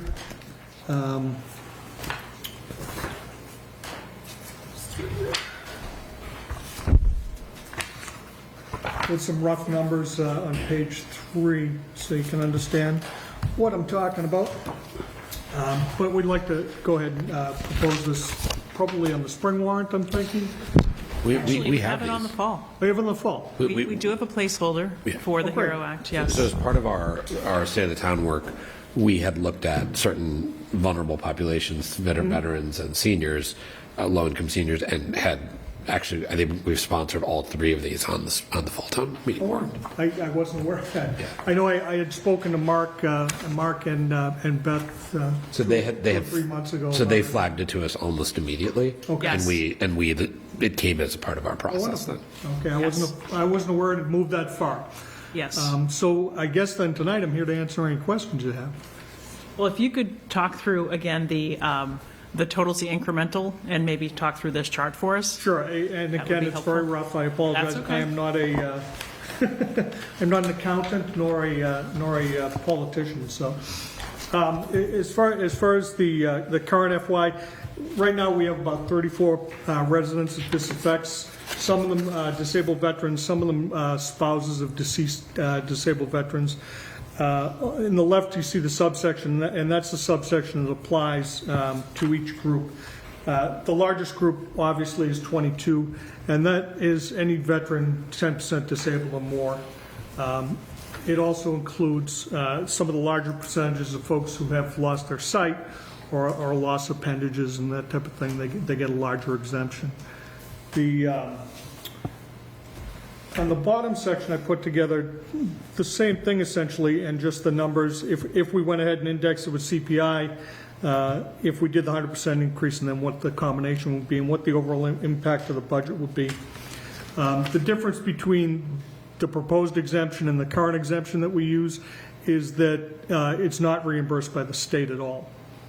The current exemption that we use is reimbursed about 60%. Of what we're allowing for folks. So one question I have is, do we have to do the exemptions on an annual basis? So at fall town, so we're in 26, we're in the top here. We have a proposal for FY '27. Would it come back to the select board on an annual basis? Or if we tagged it to the CPI, it would grow each year. But if we said, if we went just for 100%, would we have to adjust that in a future year?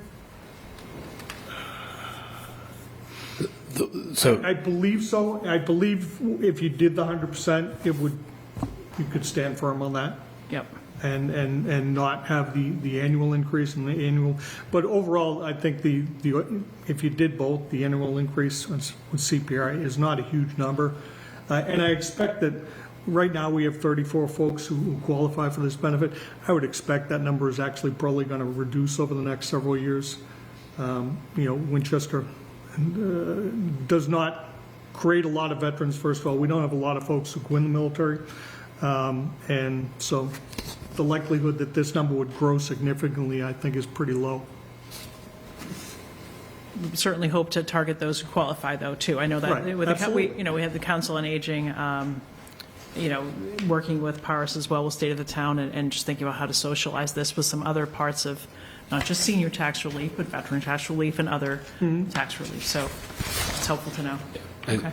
my personal view is the indexing language, which is now pretty common across these articles in other towns, is really helpful because it is both administratively easier for us, but also people forget to adjust them, and then then suddenly 10 years go by and they haven't been adjusted. So And you also look at the $400, which is the current exemption for veterans in the town of Winchester, is realistically not a whole lot of money on often a very large tax so bill. the big shift with Hero was the big increase in the numbers, right? One-time increase, and then from here to index them, to me, makes And that's, you have the option to do that, and that's the ideal. The ideal is we do the big increase, and then we do the index. I think that's the right way to go from a public policy standpoint. Sure. So I think for Select Board's position, we could potentially take that vote tonight, but the goal of having Mr. Quill come in was to both, explain who qualifies and what the options are. We have a placeholder on the warrant. The motion is where we'll decide which of these adjustments to make.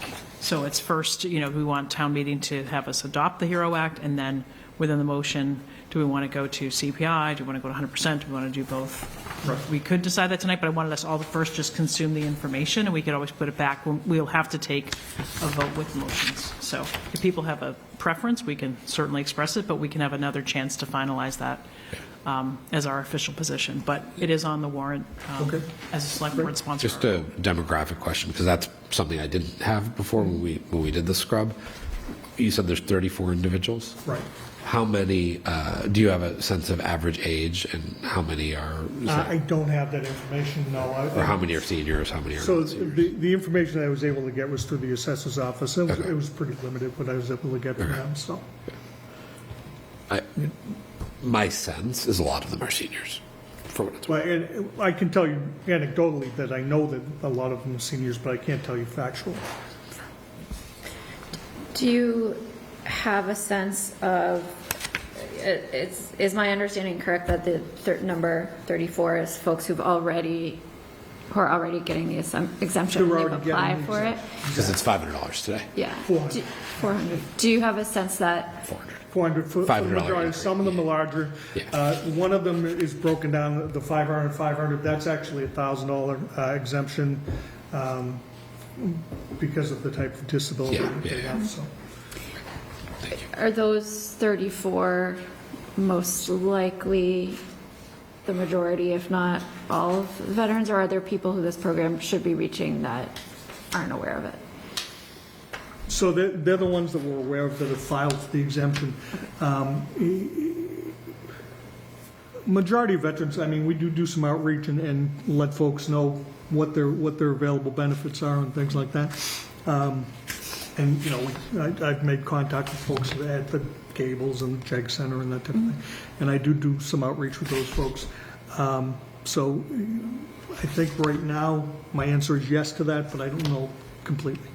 Yeah, we should be, it's not all veterans, it's disabled veterans specifically. Yeah, yeah. No, and I just asked because as we look at some of the senior tax exemptions, you know, those programs have, some specific programs have, like, seem to really lose people. Yeah, And there's no, those are massively under-enrolled. I think these are probably, more people are aware of them who are eligible. Yeah. Well, especially the Hard to know for sure. folks who have, you know, a disability through the veterans. They have a VA. The VA tells them pretty much all towns offer this. Right? Exactly right. And the Executive Office of Veteran Services in the state of Massachusetts has been very aggressive about getting information out to folks and making sure that they have the information they need. So. okay, great. Thank you. Any additional questions? Okay. Plug for the Veterans Day Parade. I mean, you're at the Plug for table. the Veterans Day Parade. So, as always, we will be assembling on November 11th for our parade, and we expect things to go well, and we expect the weather to behave and have a great day. It's a lot to ask. I won't be able to attend. I'm out of town, but Okay. hopefully the Select Board can. But hey, for the public, We always love We to know see we're folks invited. out there, and it's always a good event. yes. Thank you. All right, thank you. Thank you. Thanks. And appreciate the information. Okay, anytime, and feel free to reach out anytime. Will do. Thanks. Thank you. Have a good night. Good night. Good night. All right. So we can, Mystic School assignment, lease assignment, that is in our packet. If, depending on a vote of town meeting, we would assume control of the Mystic School building, and with it, the lease with Kids Corner. And the school committee has taken a vote to transfer that lease to us. We're being asked tonight to accept that lease, subject to town meeting approval to actually transfer the control of the building to us. So What did we vote on last time?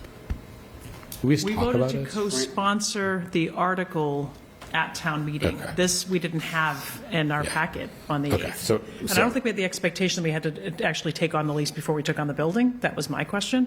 But I think school committee would like it to kind of be teed up to transfer, you know, after that town meeting approval. But this is specifically the lease. Okay. It's specifically the lease, and we didn't have that. We didn't have the language, and school committee had taken that vote when Yeah. we last met. Hopefully, everything happens at the same instant.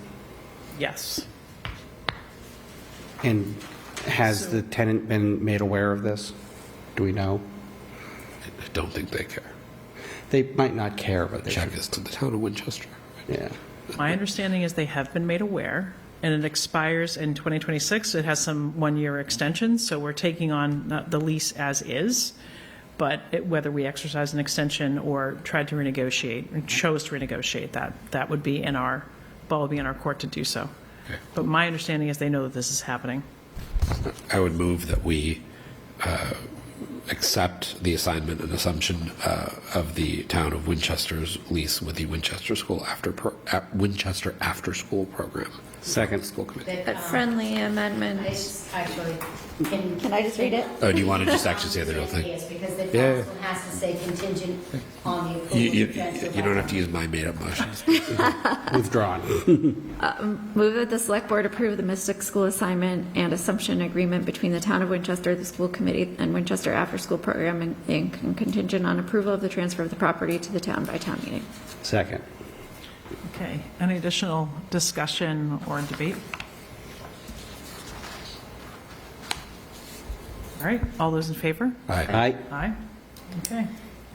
I wonder if it's school committee's article, so maybe Patty, if you can just make a mental note for this and for me, but it might be good for schools and the presentation. I think they'll probably lead with this at town meeting, even though both of our names are on it, to just inform town meeting that these votes have been taken, and we can confirm that Kids Corner is aware that the assignment vote has been taken by us and the school committee. So it'd be good for town meeting to know that when we're debating the article. Are we not going to present it with them? I don't know. Yeah, I don't care.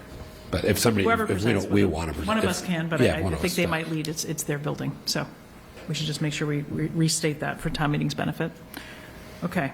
The next item is town manager search committee appointments. Yes. So we had talked about people and concepts and numbers, but now we actually want to name some folks and build out a committee. So And first, thank you to everyone for speaking with the Collins Center last week. It was kind of a quick turnaround on that, but they are working to get a draft position description into our hands for Friday so that we can vote that and they can post it, and this committee can convene to do the work involved in reviewing resumes and interviewing, doing preliminary interviews with candidates. So that's a first piece. We had discussed some select board members and non-select board members participating in this committee. So that was the idea of a five-member search committee that would work with the Collins Center to include Michelle and myself, Stacy Ward, our comptroller, and then two former select board members, Lance Grenzbach and Jennifer Wilson. Sounds great. So we should want to name the people, the non-members individually. Does that make sense? Have the three individuals described, they're all good to do it? Yes. I spoke with the comptroller late last week. Yeah, And I think I've spoken with Lance and with Jennifer. I'd say for myself, I can try, but I think I'm going to certainly lean on Mike to be in the select board seat. I'm not sure I can make all the meetings, so. But we'll still be two of us, and probably consistent two. But the other members are who I think we need to specifically name, and then outreach. And normally, that outreach goes from the town manager's office, I think. You have been selected, I think. I mean, I feel like that's how I once got put on a committee, is someone sent me a letter that I was named. We should just tell them officially, right? So I'm just wondering if we should take a vote for the two community members, and then we can let Stacy know that we'd like her to be in that role. So I think, and I understood it from the Collins Center, and maybe this is just one of those tricky potato things. Like, do we need to say that we're convening this committee and appoint the members to it, and appoint all of the members to it, or do we just say like Appoint we're them when they're convened? I think that it sounded like we sort of would appoint, like convene the committee. So we're saying we're going to convene a town manager search committee and then make Invite appointments. those folks. Okay. Whatever words you think we should say, we should say. So we're Let going me to check my convene. notes. So we're just going to have, Stacy's a staff member, we don't need to talk about, it's just Jennifer and Lance. We're just talking about Correct. appointing them to the Because- And I committee. did speak with Stacy last week Yeah. to just confirm her She's availability and available, interest. yeah, okay. Yes. Can I, Andy, am I good to just say, Go for it. okay, I move that we appoint Lance Grenzebach to the town manager search committee. Second. Okay. All those in favor? Aye. Aye. Okay. I move that we appoint Jennifer Wilson to the town manager search committee. Second. All those in favor? Aye. Okay. And back to the Mystic School, I got a text that, in fact, the tenant was notified by Andrew from schools. So that notification of Kids Corner has been made. Okay. So the next topic was town manager office positions. Can I go, sorry, I'm Sorry. backtracking because I know we took a vote on that, but to go back to our convening of the committee, I think we spoke with the Collins Center last week and talked about what that would look like. And they're going to be coming back to us on Monday. We're going to need to then sort of set up a committee and get people scheduled and planned out. And so we're just, while we're talking about that, just to make sure that there's no other questions or things that people want to know, because we're going to pretty quickly go from sort of talking about the makeup and what things look like to not being able to talk about a lot at all because there are two members involved and we can't violate open meeting. So just to throw that out there for any consideration at this point.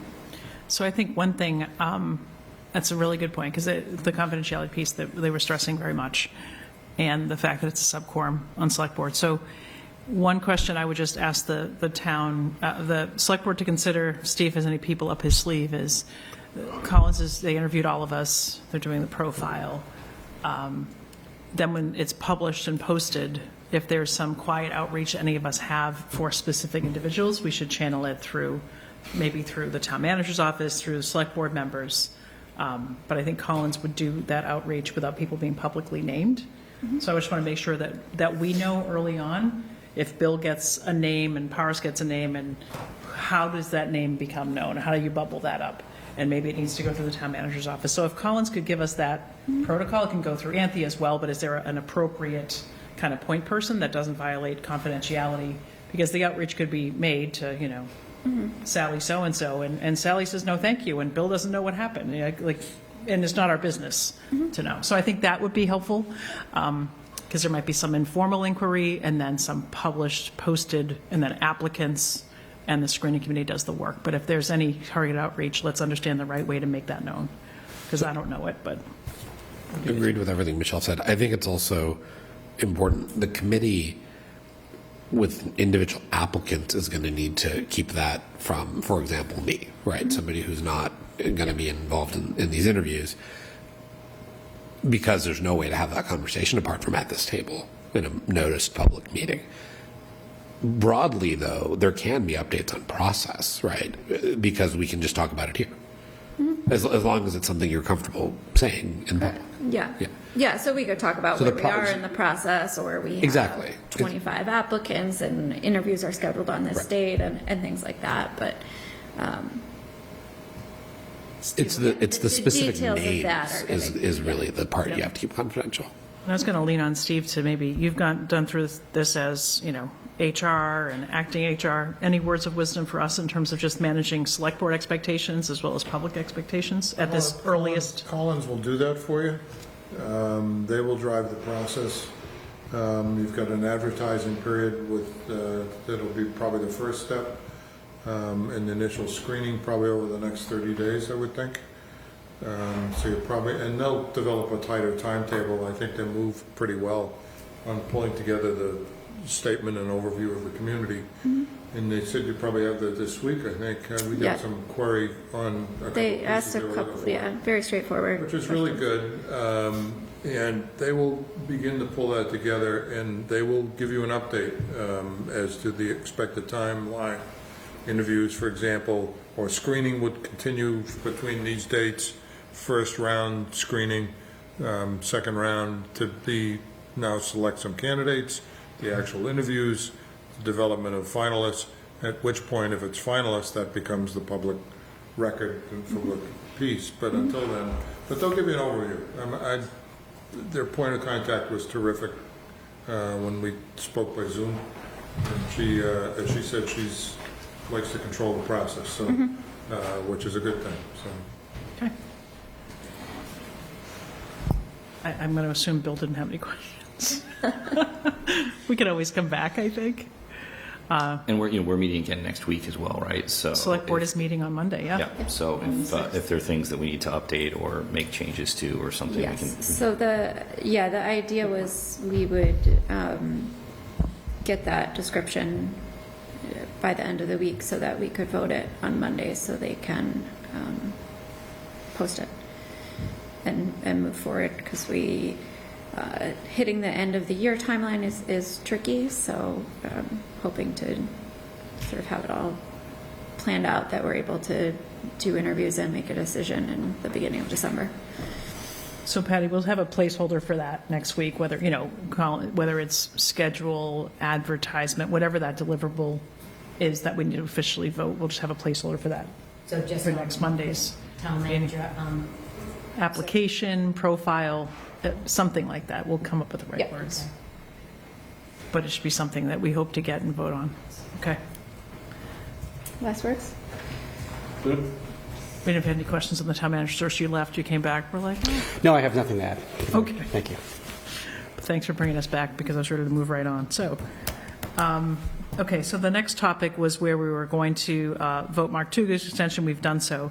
Another item here on the town manager's office, not so much related to what the Collins Center might do for the permanent town manager, but we had discussed at one time a deputy town manager type position. And I ran it by Steve briefly and wanted to maybe get his thought on the deputy role, because if we wanted to create that, whether we were hiring into that position in the fall, while Mark is still with us and on extension, or if we wanted to just have that place for a future role to grow into, we'd need to get with the personnel board to get it on the compensation schedule to get it in front of the town meeting. So there'd be some steps to actually define it. And that's just to create the position, right? Correct. Yeah. So, but, Steve's the town manager and wanted to give him a chance to have some thoughts on where has that worked well, what might some position descriptions be, does it make sense from what you've seen and what you know for us to try to move forward? It's a placeholder, yes. Dua. And? Welcome to Dua. Thank you. Goodbye. Sorry, we're causing chaos over here. Just a little bit. So maybe you can talk about deputy town manager. Are you talking about a second position or a redo of the existing ATM position? I mean, I think you'd have both, right? And maybe you wouldn't fill both of them, but you wouldn't remove a position. It would just be, so when you look at somebody like Mark Toogood, he wasn't really an assistant town manager. He was a deputy town manager as far as, his, the breadth of his work. And so you want to allow for somebody like that to grow into a position, but maybe also start out with just hiring an assistant. But I wouldn't see that you would hire, me personally, you wouldn't hire both at the same time.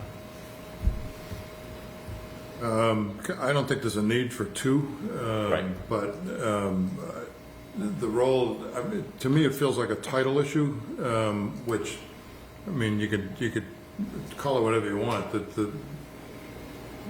I would think the incoming permanent town manager is going to really kind of decide, based on the needs of the organization, what kind of skills are we looking for that new person coming in, whatever you want to call it, whether it's a deputy or assistant town manager. I think the assistant town manager title is fine, or the deputy, doesn't matter. It's the content which is going to really drive the authority and in the expertise of the person that's coming in. For example, there are some town managers who see the role as a entry role for new professionals in the field, and will encourage that young professional to be there, say, 5 or 7 years, and then go get a community on your There are other instances where I served in Danvers. Diane Norris, who served as the assistant town manager for probably 30-plus years, and was invaluable in terms of the role that she played and was comfortable in her role. So it varies. There is no cookie cutter in terms of how it works. But I think the key, if I were looking for an assistant, the key piece would be that person needs to be able to stand up in my place and help out and fill the role if need be, and can take the reins. So it needs to have some line authority and responsibility for the departments so that they understand that that role is hand in hand with the manager. Yep. And I guess that's, I think that the actual specifics of the role will depend on how it comes in. You can see the kind of the role that you have now. It's a pretty critical role in terms of keeping projects moving. And my role and interaction with the assistant here has been pretty much daily, if not hourly, to kind of see where things are and what's going on. And it's a collaborative kind of thing. Other communities will have, for example, an assistant town manager or a deputy town manager in the finance side. You might find that model, for example, in Lexington. So that you might see the finance role, someone like an Stacy role as a deputy. Certainly that's your appointment for that position. But it varies on how the organization filters out. But I think the one position is probably the way to go. If you wanted to have an extra title or different title, that's your call. But I wouldn't worry about the job description because there's a ton of them. But you can do, it'll be tailored to the qualities of the person you bring in. You may find a crackerjack that comes in with one set of skills in an area that may be, say, on labor relations. So now you've got someone that can really focus on, say, the collective bargaining aspect or the preventive labor relations, as opposed to something else. It really depends on the role of the individual and their strengths and what they bring to the role in that job. You could hire specifically for an area and say, we want someone who can do X or Y, and that's your focus on recruitment. But my gut says that a new town manager would probably be open to kind of looking at all the candidates and what they bring to it. But I think the key is that assistant or deputy, whatever you want to call it, needs to have some line authority from the town manager for department management. Yep. I think that's critical long term so that they have the authority to also manage and hold folks accountable in a team way to make the whole thing work. So if I'm just trying, so I think what I'm hearing is, you can call it what we want. It's going to be based on the needs of the person and the permanent town manager and sort of what gaps they see for themselves. If we thought about it as a place, if we all agreed that right now we don't think there's room in the organization for those three roles, the manager, the deputy, and the assistant, there's going to be two people. One's going to have the title of manager. The second person's going to have a title of deputy or assistant, depending. If we thought about the deputy as a place to grow into, so the younger person 5 or 10 years in is the assistant, and it creates a place to grow into with title, responsibility, maybe with compensation, does it make sense to create a career path, a bit of a ladder within the town manager's office? Or is there any downside to creating that ladder? No, there's no downside. It's a matter of what can you afford. How does it work in the organization, and it's a judgment call in terms of how the organization looks and feels and how you want it to look 10 years down the road. Michelle, you're not describing ever having all three at the same time. Correct. I'm You're saying an actually suggesting assistant we wouldn't have all graduates three. to a deputy. It's creating a space and a spot in the compensation schedule that maybe exists between the manager and the assistant town manager. We're not talking dollars and cents right now, but someone who might be here 10 or 15 years who doesn't aspire to be the town manager, but can take on more duty and maybe thinks they want to do But when someone became the deputy, then the assistant would remain open. Correct. Yeah, I think that would be the vision. And this is just, it was really a spitball discussion. We'd said it once. I wanted to get Steve's perspective because he's seen it in place. He's hired it, and we'd have to get personnel board to create the placeholder. So, grab a job description and get the wheels in motion, even if no one's filling it tomorrow or before December. If the next hire is the assistant town manager and our permanent town manager makes that hire in due time. So it's to get it on the comp schedule for the flexibility of. That was the thinking. I think it would be helpful to maybe to just continue this next week, and it would be helpful to have the compensation schedules. Some Actually take a look some at job that and description type things. Well, no, to actually see like where it might fit. what are the salary bands there. That's fair. And I just want to sort of get ideas on the concept before we get in with like job descriptions. But I think that's a good point. We can look at both job descriptions and kind of bands. I'll try to get with HR and personnel. And to your point, Michelle, what we heard from the fire department was they had a difficult time keeping some of their younger firefighters because they didn't see that path to move up, because there was only captain, lieutenant, and then fire chief. So we created that deputy fire chief position. We were one of the only communities that hadn't done it, and I think it helped kind of move the needle and keep people. And so this is similar in that way. It's an opportunity for people to see that there's growth if they stay within the community, because it tends to be the assistant town manager positions are less experienced, and they're more just new to the roles. I'm not sure that's the case, but maybe you. Yep. But it can vary. Yep. As I said, I've seen a number of long-term serving assistants who are in a strong role for years. Yep. So it varies. Okay. All right. So to be continued, but I'll get some details. Thanks, Steve. That's certainly helpful. Thank you. Next up, just trying to get state of the town earlier in our meetings than later. Select board committee updates. I know, Paris, you have some state of the town updates. I do. Does anybody else have any other? Their audit hasn't met lately. Cable I advisory. feel like I probably have a I chair got of 6 years commerce. ago, man. Nothing from cable for. sorry, just to back up, 6 years. I believe we still have spots on the personnel board that need filling. So Always. just to Isn't make a little personnel bridge board like there. 80% vacant at any? Yeah. Yes. Yeah. Make a plug. Personnel board and all the other ones. 3 positions. So Well, given your rapid reconstruction of the committee on names, But anything from Fields, Capital, actually, Bill, do we want to get Capital back next week, or do you think we'll have motions? Any reason to have them come back, or written motions soon? I don't know what's changed since they were last here. Probably nothing.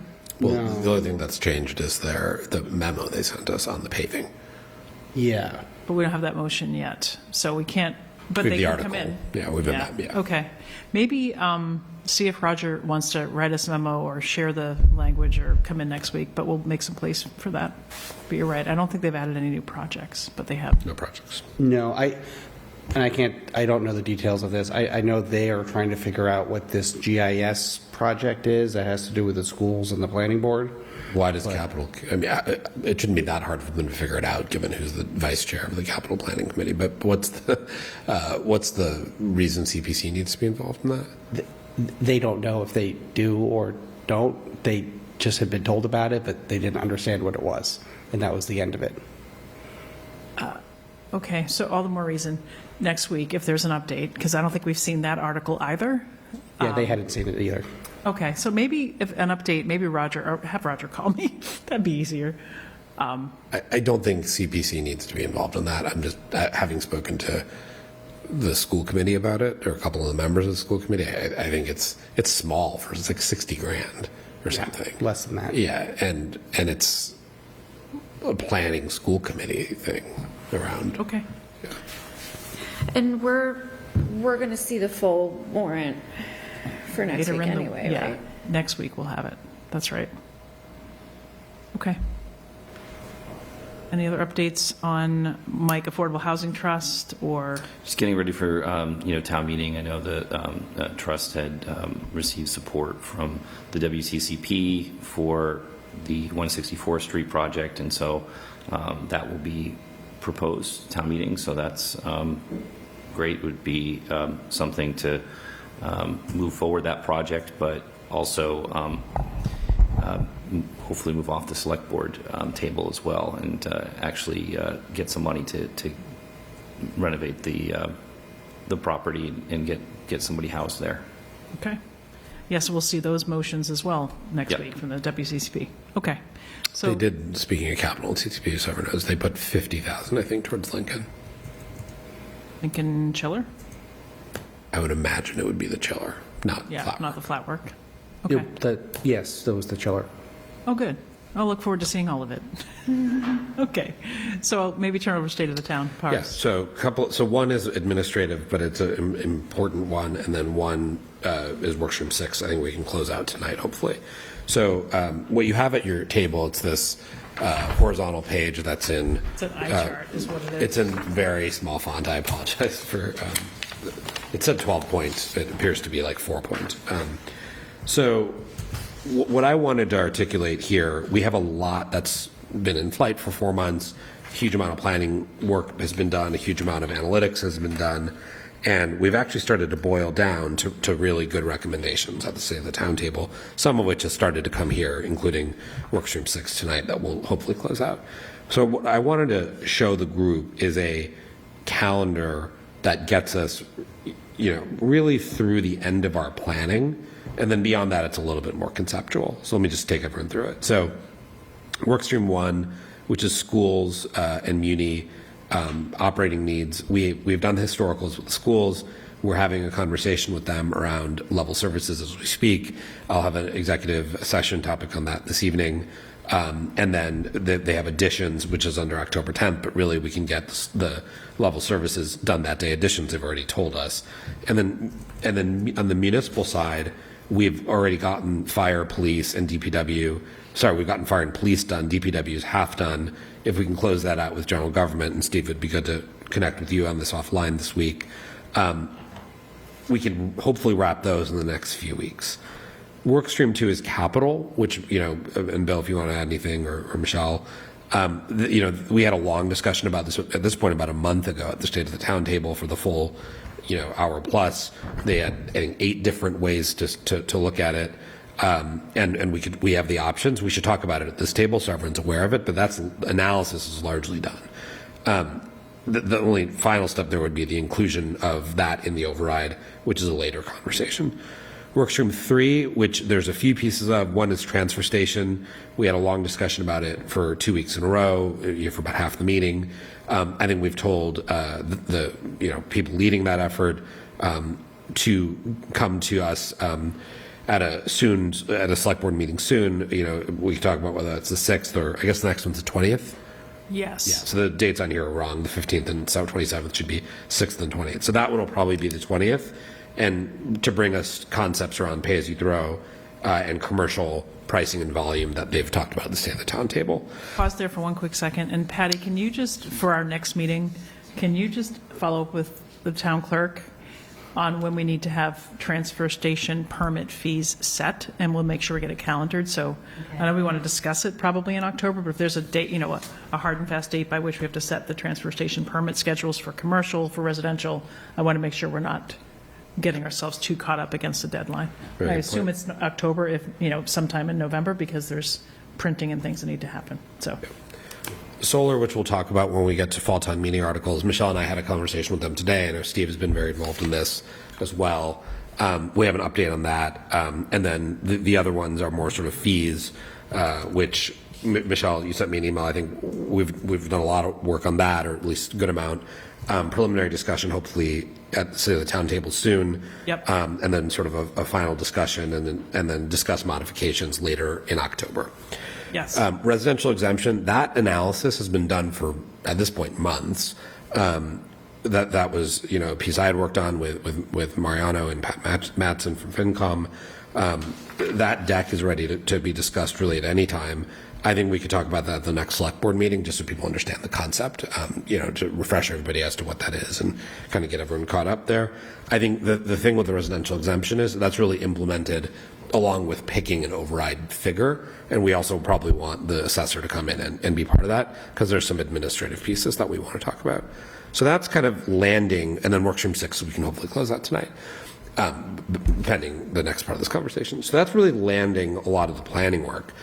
And I think when I've sort of tried to plan it out then against February, you can see the bottom half of this page. So November, we would have late November, sort of Thanksgiving timeframe, we would have a draft plan that incorporates kind of all of the different pieces of this, from municipal and school needs to capital to all the ways we're going to try to generate income that are not the property tax combined levy and revenue, residential exemption, as well as the senior and veterans programs for tax fairness, and then the fiscal stewardship pieces around operating reserve policy, OPEB, trust, and debt management, which is workstream 6. So we'd sort of put that together in a plan format by the end of November, and then by December, we would finalize that plan, and State of the Town itself would adjourn. That's the idea here, meaning the 25-member group that we love our Friday mornings to be spent with. And I think the group would hopefully all be happy with the work that would conclude then. At that point, and this is where it gets much more conceptual, there's just a ton that has to go on with socializing the plan in the community, public forums. I think at that point we vote not on a single override figure, but multiple override figures. I think last time they had 3.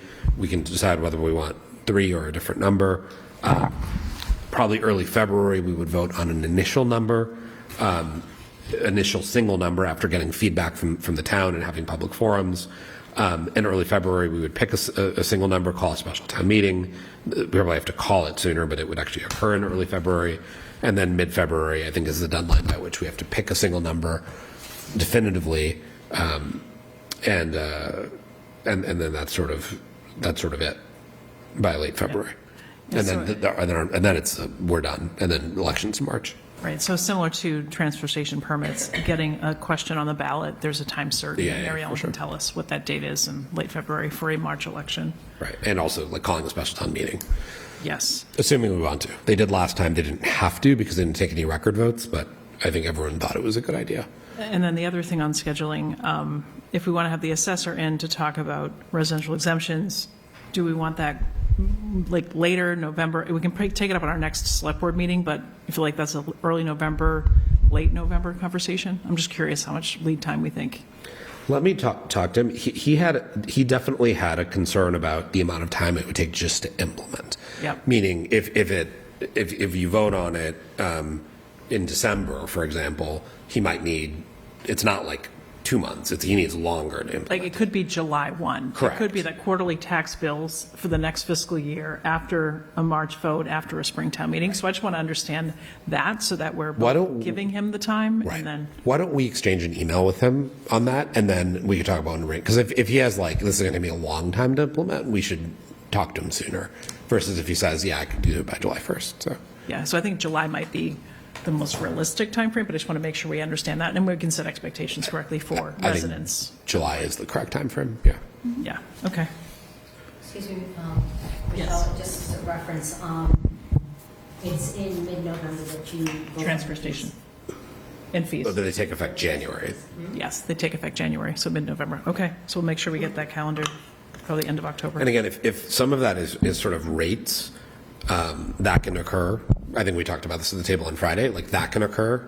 I appreciate Anthony and Mike, you were there. I don't know if Bill, you were there for that piece of it. This year, broader concepts like pay as you throw that requires us to bag all trash. It's very unlikely that's happening on January 1st, but we can at least. Yeah, or expanding commercial haulers, like just opening, the pilot's running through the end of October, but expanding that to, 3 trucks to 6 trucks. Like that's going to probably take a little more time, but we want to have that conversation and maybe even get on a schedule of what that might look like. So immediate changes to what we charge for a permit, but then longer term, when might other things come on board? So potentially having them asking DPW and Nick to come in at the end of October? Yes. Yeah, or at least the director of DPW. I think we're going to have the working group. We'll have Persette, Hafiz, and Rachel probably as well. Yeah. I would certainly like something, and I can run this by Steve as well, but maybe something for our meeting on the 20th, a memo from Nick on the pilot, tonnage, fees. Like it's running through the end of October, but by then we should know mostly what we've done. So what were the metrics? Whether he comes in or just has the detail, I think that'd be great. This schedule's really helpful. Yeah. I appreciate that. I think it helps sort of lay everything out really clearly and what we need, and helps to get us to a March vote for the override. So appreciate that we've got this kind of well thought out ahead of time. The two substantive things, and again, this is the right-hand column, which is OPEB, trust, and debt. We've talked about operating reserve policy. So what I have up on the screen is Select Board Policy 3. So these are internal to us, don't require town meeting. Obviously, from the name, we control them. The first one you can see here is the Financial Summit. That's currently in Select Board Policy 3. We have the whole point on structural balance and operating reserve. This is what we talked about last time. It is verbatim from what we talked about. The language on the structural balance is in our existing operating reserve policy. The operating reserve policy has been moved to 10 to 14, but stepping it up from 8 to 14 to 10 to 14 over time. So any comments there, but we've discussed that. The only new section here, and again, this was discussed, the town language is virtually identical with just built out a little bit, which is the beforehand, we talked about the state of the town of level principal versus level debt service.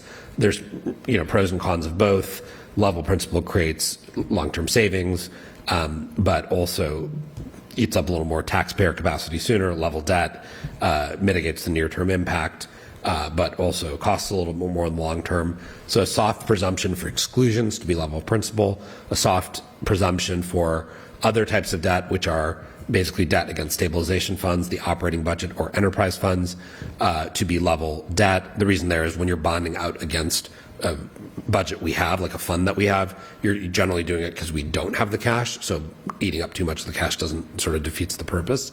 But in all cases, asking town manager and the treasurer with, Hilltop, but whoever that external advisor would be, to consider both.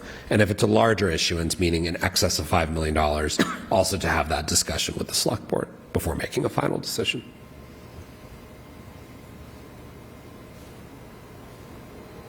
The real opportunity, as I said at the State of the Town table, to do this one differently would be Morocco. Or some kind of an exclusion of that magnitude. Yeah, a large capital project, which could be something before Morocco. Yep. Yeah, but particularly an excluded capital project, so flood mitigation. Yes. My envelope, back of the envelope math on our current cost of capital as a town, and I presented this at the State of the Town, which is I used a 4.5% discount rate. We would have saved about $1 million on Lynch over its entire life. It's not a $74 million exclusion, not transformational by itself, but $1 million out of 74 is $1 million. I mean, if you transfer it to borrowing for capital, it's this whole building, right? No, it's $1 million one time. If it's $1 million saved, yeah. We need $1 million recurring for this building. Yeah. I made this building. It was building for ants. It's more money for us. Okay, all right. So I don't know if we want to vote on this, but this is Select Board Policy 3. I think it's pretty much done. If people are prepared to vote and make it and just adopt it as the policy, if people are not ready, let's just get it in the agenda for next Monday and vote it just as a pretty standard order of item of business. Does anybody feel that they need to read it again? As Paris said, it's have a summit, move the baseline of reserves from 6 to 10 up to 8 to 14, 10 to 14 over time, and level debt versus level principal. And structural balance. So I'm okay with it. I mean, we've been talking about this for a couple of years now, so I think it's good to put it in place. It's couple months. Whatever. Yes, and it's also just as a reminder. I mean, it's future boards aren't bound to this necessarily, but it's us voting of it is some pretty strong guidance, which is necessary, especially if we're having the override discussion. So fully in support of voting now. So I'll move that we adopt the revised Select Board Policy 3 as presented in the meeting. Second. Any additional discussion? Just want to say nice work on this part. Can I ask a question? Yes, Patty. Policy-wise, is you already have a policy 3. Is this an amended policy? Yes. It's a revision. What is to replace? Is that what you said? Except that we adopt, revise Select Board Policy 3. Second. So the current policy 3, this part, financial summit, it ends here after fiscal year.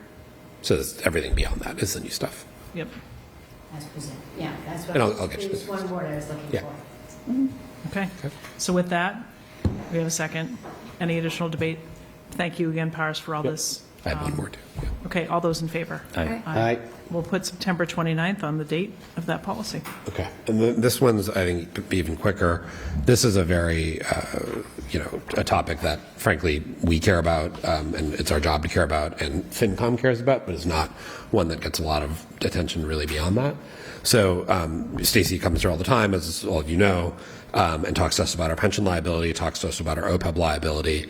The first two parts here are writing down statements that exist in other places into a new Select Board Policy 7, that it shall be the policy to develop and implement, to determine, and that should say develop, it's scrivener's error, and implement a strategy for the full funding of our pension liability. We'll work with town manager, advised by comptroller on that, and work with FinCom on that. OPEB language is exactly the same.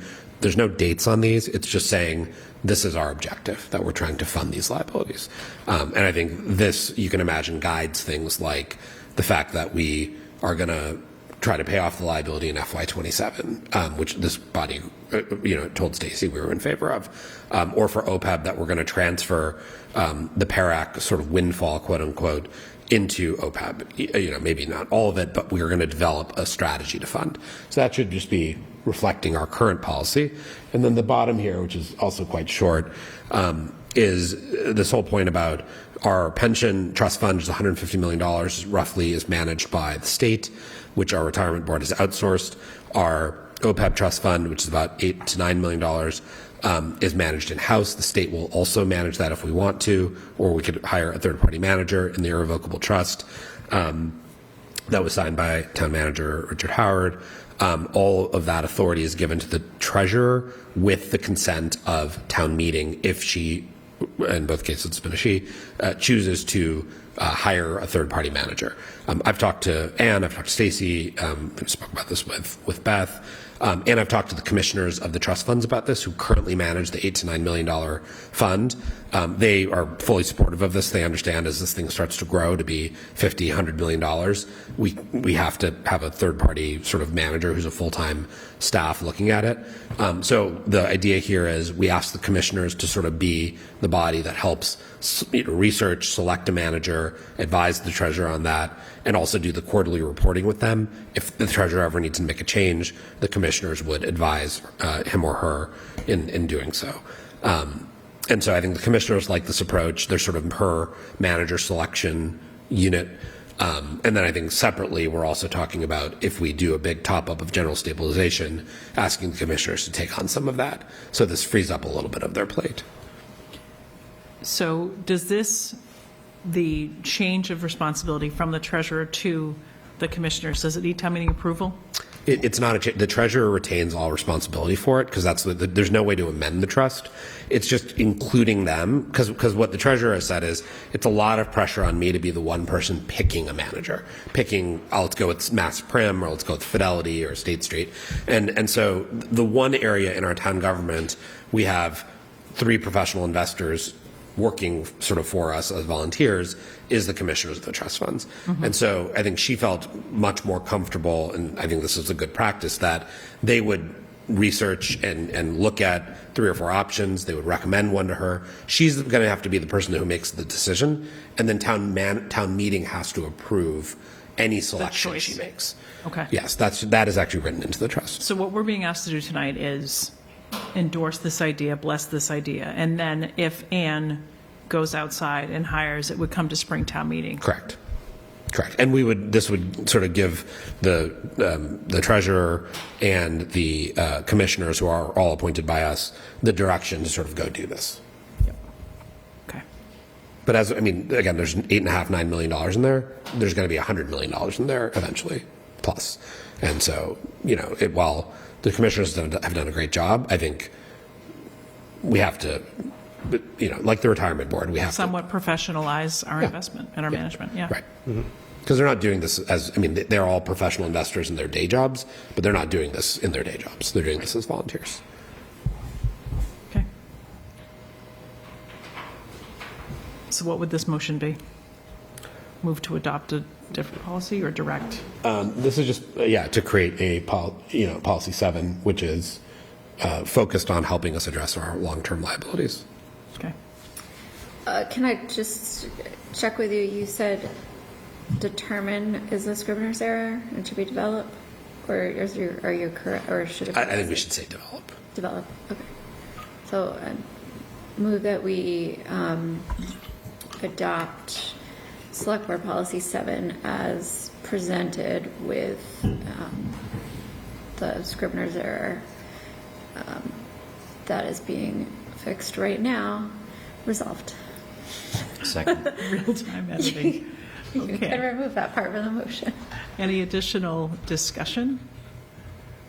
Debate? Okay. All those in favor? Aye. Aye. Okay. Thanks for this, Paris. All right. All right. And best of all, I promise that is the last of Workstream 6 anyone will ever have to listen to. I doubt that. Just saying. I go to those meetings on Fridays. I don't think that's true. Okay, so Forest Ridge is on the agenda. When we met on the 8th, we did not vote as a board to put Forest Ridge on the warrant, but Paris and others had mentioned some questions around who was in favor and folks who had signed a petition. So I asked Mike to follow up with at least one or two of the petitioners, and I think Concom is here tonight. And I'm going to turn over to Mike to see if there's some additional sort of movement or update on Concom and interest in that particular property. So if you want to tee it up. Yeah, thanks, Michelle. So I attended the Conservation Commission meeting last week and presented the Forest Ridge concept, a little bit more expansively. So the majority of the members were very familiar with the project already and familiar with the site, and we were able to, with Elaine Vreeland, kind of go over the maps and discuss it. And I think the chair is here and another member. If you want to talk about it, I know they unanimously supported the warrant article, but I think Ms. Olson can discuss that at more length. Sorry to put you on the spot, Tracy. That's fine. Tracy Olson, Good evening. I'm chair of the Conservation Commission. Welcome. The Conservation Commission is wildly enthusiastic about this piece of property. It's one of the largest still remaining forested open spaces within Winchester. It has been under some development pressure in the past, and so we'd like to see it become a conservation restricted area owned by the town. So the commission would be very happy to oversee the property once it's purchased, as we do with other conservation areas in town. We would envision developing a forest stewardship plan similar to the one that we're currently developing for the town forest. These plans increase the habitat value and the recreation potential of the property. We could foresee some improvements eventually to help increase the recreational value of the property and capitalize on the connection to the fells to allow residents to utilize that. Okay. Were there any other obviously I didn't attend the meeting last week, but any other highlights of the conversation from Concom? Any other I think, as Tracy mentioned, more of the interest in the commission of staying with the project in the future and having their hand in and seeing it through, maintaining it, develop a plan for it. So while we had heard support from people before, we hadn't heard more formally that interest in the ongoing engagement. Thanks, Mike. Can you say more about that? Because I've raised two key questions. One is it developable? And two, who's the body that's going to stick with it? The second question, I really would love to hear more about that, which is your view is the commission would do what? I guess, yeah, So, maybe say more. The commission now oversees all of the conservation areas within the town. And so those include making sure that there's maintenance of those properties. We use volunteers, we use scout troops, and we use the DPW to do that. So there's a commissioner assigned to each of the different areas. We also are now, we deal with abutter issues, and we are now developing forest stewardship plans for the larger forested properties in the town. And so that includes putting together a plan that helps maintain the value, the habitat value of the property, and also, especially as far as birds, and also resilience of the forest to future climate change. And the funds for that are available from the state. We've applied for and received a matching grant to get the forest stewardship plan done for the town forest. We're actually holding a meeting on October 30th to get feedback from the public on landowner goals for that plan. And that will, once the plan is in place, it's a 10-year non-binding plan. We would then be able to use that plan to apply for state grants to carry out the parts of the plan that the town agrees that we would like to do. So this is, just to be clear, this is not, in your view, recreation space. More it's a forest that's conservation land, and you would steward it in that way. Yes, and some of the value of that property is its recreation potential. People use the town forest for lots of for mostly passive recreation, dog walking, hiking, bird watching, things like that. So that's one of the goals. One of the types of goals that goes into a forest stewardship plan. And that's one of the things that we would emphasize, because our conservation areas are important properties that people enjoy recreating.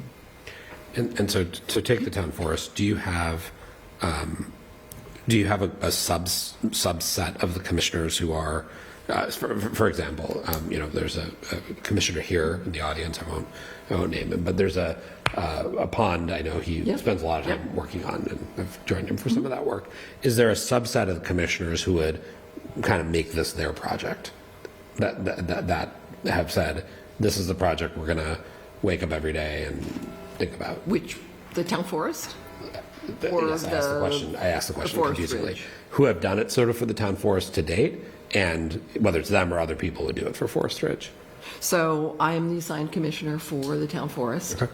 And so we would have an assigned commissioner for the Forest Ridge. I had the same question, Paris, so thank you for asking it. And that person is responsible for leading any efforts as far as maintenance, as far as abutters, as far as we're as a group, we're all trying to move the forest stewardship program plan through. We have a volunteer who's helping with that, who has experience in forestry. She's not a forester, but she's experienced in. What's the history of the town forest? Not the entire history of it, but just the how did it come to the town? Is people call it Brooks Parkhurst, right? So was it acquired? Was it willed?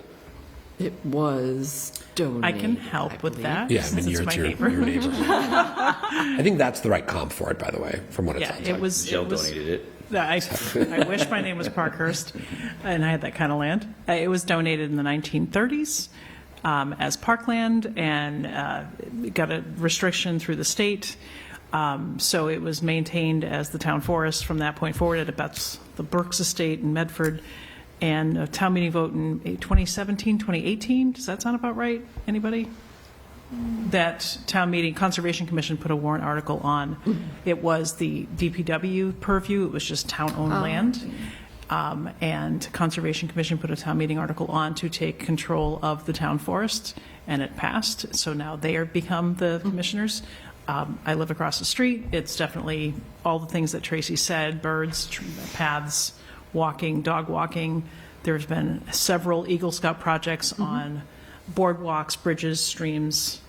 And I don't see Tracy when I walk there, but we probably go at different times, but it's pretty actively, it's actively used. It's also actively maintained. There's been new signage done with various groups. There are some actual marked trails that you can do. So that's the history. It had been maintained, at least in terms of like removing fallen trees. It's not exactly, it's not perfectly cleaned up in terms of undergrowth, but when the Conservation Commission took it over, I think there's more interest in getting outside groups and youth groups to replace some bridges and slats and actually do a better job of clearing. So it is a good comp, I agree. I don't know what you want to add. No? It's pretty good. 20 years living there, I should know something. And so that's super helpful. And in terms of the maintenance, that's done by the Concom, not by the DPW, or you coordinate their crews too? So, it's a little bit of both. Yeah, we mobilize volunteers for some of the work that needs to be done. Some of the heavy work, especially when it involves power tools, needs to be done by DPW. Sure. And the scouts do a lot of the maintenance. And they do some improvements as well, Yes. right? And Yep. so some of the boardwalks that they've put in various places provide additional access to parts of the forest and land that otherwise were inaccessible. And I always use the example I used the other night of the science park, even though it's a very small area relative to Forest Ridge or the town forest. The scouts put boardwalk all through there, and it was completely forsaken. It was all marsh. You couldn't walk there. And now it's full of people. I walk my dog there every day. It's like fantastic. And they did an amazing job. And it was managed, or at least overseen by the Conservation Commission in collaboration with the scouts who did all the work. So it was a great outcome. I'll say this, given that, some of us get our picture in the paper at Wedge Pond pulling invasives and trash. That was Bill. I know would, you're talking and Bill, about. I would say that it's almost like fairies come into the town forest to make improvements. I've never seen the scouts doing the work. It just things appear. So I'm grateful. Like a sign might go up, a no boardwalk. I've just never seen. But you see the benefit of it. I see the benefit. I just don't see the effort. But maybe a little more PR would be useful for you all, because it does happen. Yes, it does. But send a person with a camera. Any other questions for Tracy? One question I would have is, are any of the commissioners, kind of neighbors to this property? It's kind of, I was going to go where Paris was in terms of who would be on point, but are any of the commissioners, is this their neighborhood? Is this their kind of interest? It's my neighborhood. I live on Forest Street. It's around the corner then? Yes. Okay. Does Concom ever, I mean, I appreciate for the town forest, the Brooks Parkers might be the biggest asset you have, is that right? Yes. In terms of It's acreage? 24 acres. It's big, yeah. Yeah, 29, and then Winning Farm is probably the second largest. The trails around the residential development. Yes. Yeah. And actually maybe Wedge Pond's the example of this, where the Concom actually works with a nonprofit that has been organized around a particular conservation asset. Mm-hmm. Is that the only example of that? Winter Pond. And Winter Pond, Winter yeah. Pond. Yes, Right, those okay. are the only two. So how does that relationship kind of work? So there's obviously a group of people who wanted to do that, but did Concom help get those started? Did they just organically created? I would defer to... Come on up to the table, Mr. Band, if you'd like. You were always welcome to join from the outset. You get my question though, right? Because if there's going to be a group Right. of people who want to help with this, that's not, the conservation commissioners have a million things to do. And it can't just be one, right? Because you need one more, right? So would there be a way to collaborate with a nonprofit with the Conservation Commission?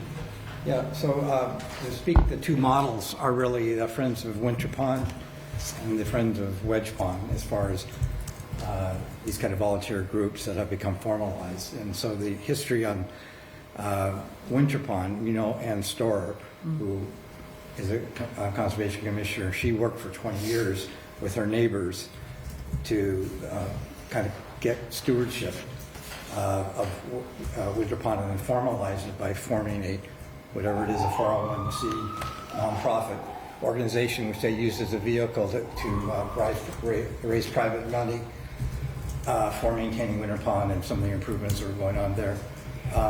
In the case of Wedge Pond, the start of that was when Conservation Commission was doing their annual Aberjona cleanup days over the years. We attacked Elliott Park 2 years ago, and then found out that the group of immediate abutters were very interested in trying to further the restoration of Wedge Pond. So we worked with them. We helped create that organization, basically giving them a model from Wedge Pond, the Winter Pond model, and asked them and recruited them into the organization. And so that was formalized, as you know, for a couple of years ago, and that's been the nucleus for getting the volunteers spun up in an organized way. So in the case of Forest Ridge, you could imagine reaching out to the public, people who care about conservation, and creating this organization based on that model. It doesn't exist now, but it certainly would be, with a will to do it, it can definitely be created. There's a lot of interest in preservation and open land, obviously, in our town, so that's the model that I think that we would pursue. Yeah, I think that there are two objectives. One is to raise money for work within the space, and the other is to mobilize volunteers. I think that we have an avenue to access funds, two avenues. One is the forest stewardship programs that we'd like to put in place for that parcel, which gets the benefit of the forester and allows us to apply for state funds. For example, if this bond bill goes through, the governor's bond bill, which would be transformational for the fells and also, would Concom lead the writing of the application for that? For a grant for that, for example, because that could apply to an adjacent piece of land like this, right? I mean, you could get a 6-figure grant. Was that something Concom would? That's something we could do. Yeah. Okay. And Liz is actively working on that, at this time. So, and I know that there's one of the initial meetings. The application is on Wednesday, and so I think that Sorry, what? Liz, our town council. Or there's someone from Concom? Someone from Concom, yes, that was brought in on the kind of forest side, right? I think. Yes. So I think she kind of has a line on the state grants, and I think that the threshold for that is coming up with the forest stewardship plan. And once you do that, then you are able to really go after pretty sizable dollars. So that is starting as we speak. So, but it's a long lead time as well. It's not overnight. It's state money. So. You're talking about some strategies for once the land is owned for supporting. Are there strategies for purchasing conservation land as well that you're aware of? It's the bond bill, which is not passed legislature. The DCR has a acquisition fund as well, but I don't. It's small, and I don't know how. I'm actually unaware of if we've applied, but it's not. The bond bill will dramatically expand that pool of money for all this. I want to be mindful of, I know that you sat and waited for us to call you up for this topic, but we do have a few other topics. The goal was to answer some questions that the select board, I think, had, and I don't want to cut off questions, but I also want to be mindful of time as well. Tracy, you're available, and Bill, I suppose, if we have some written questions we want to come back with, or progress on the forest steward plan and program that you're applying for. Yep. But I just want to, maybe if people have any last questions, I wanted to give you I'll let you make your comment for sure. No, I wanted to make a suggestion or make the people aware about this particular property, in that one of the challenges the town has had in the past of acquiring the last few large opportunities for open land and forests and so forth has been to acquire land and actually still have public access to that land. Winning Farm, we have 20 acres, but there's no way to get into that land to use, because the agreement somehow with the developer for Winning Farm, that provision or that protection was not put in place. So in this case, Forest Ridge has great potential, but it's important for the town to get kind of control of that from a point of view of making sure that we have access to that property going forward, and any development doesn't cut off access. Where would the access be for this site? Forest Circle. Forest Circle, yeah. Oh, the opening on Forest There's a Circle.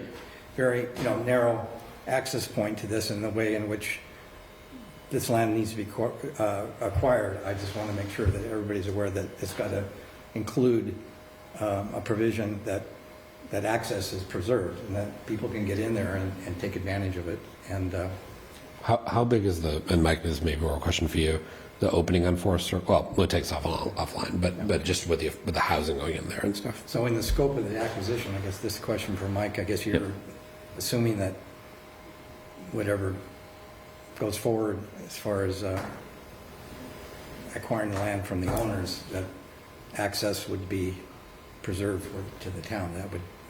Yes, absolutely. Yep, and through Forest Circle would be the primary access point. So, and certainly, other homeowners and abutters to the property, would have access themselves. And there's other entry points. I think that is the one that is most accessible for people. And I think, obviously it'll evolve over a period of time, but that's the point. It's the parking that was the problem with these other areas. I don't want to get into the details, but that's an important consideration as far as how much you pay for it and for what purpose. What do you mean by parking? You mean like a trailhead parking, like on South Borden? Winning Farm, there's and the town forest has the same problem. And Winning Farm was acquired, and the developer, I don't know all the details, but there is like a little path that was left that you can walk to, but there's no place to park there, and you can't park on private property or on the street.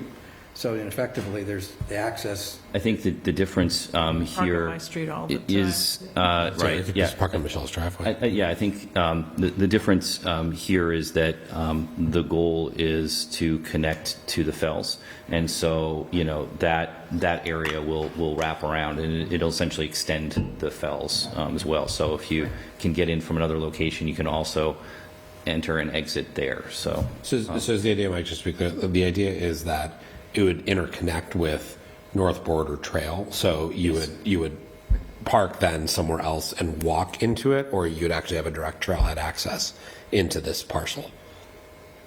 Basically, I'm asking, are we building a trailhead? I think, isn't that? Yeah. You're going to come in from the fells, and you're going to be able to get it into it by the Forest Circle. Yes, both. Yes. That's the whole. And can Forest Circle that's Bill's point? Can it accommodate a trailhead? Yeah. I would Yeah, imagine absolutely. so. And I think part of one of the improvements that we would look to try to bring to that property is parking. Off-road parking on Forest. I'd like to, It's a very narrow road. rather than assuming so, I'd like to see, like we should think about, if that's also the site of the affordable housing, how does a trailhead fit there? I mean, it's not particularly wide, and it's also quite vertical. These are the details I'd like to. Yeah, let me just jump in here. Yeah, please, Mike. Just We're kind going of really late here. just a point of information. Trying to wrap it up, Bill. So we had discussed with members from the WCCP and some Conservation Commission members that I think people they all support the project, but they like it better without the complication of the affordable housing piece. So it is I think our objective now to exclude that piece and have the entire parcel just be the 13.41 acres be used only for conservation. And so that was a lot of feedback, and especially from WCCP members who again supported it, but said they'd like it more if it were that way. So let's Can I just ask a ask question and one let's wrap it I up. should have asked this first, but Paris had good Paris questions asked that too he was many asking. questions. Yeah, it's okay. I think at least 2-3 of us haven't actually seen the article. So my question would be for Concom, what was the vote that was unanimously supported, and what is the article that was proposed to them?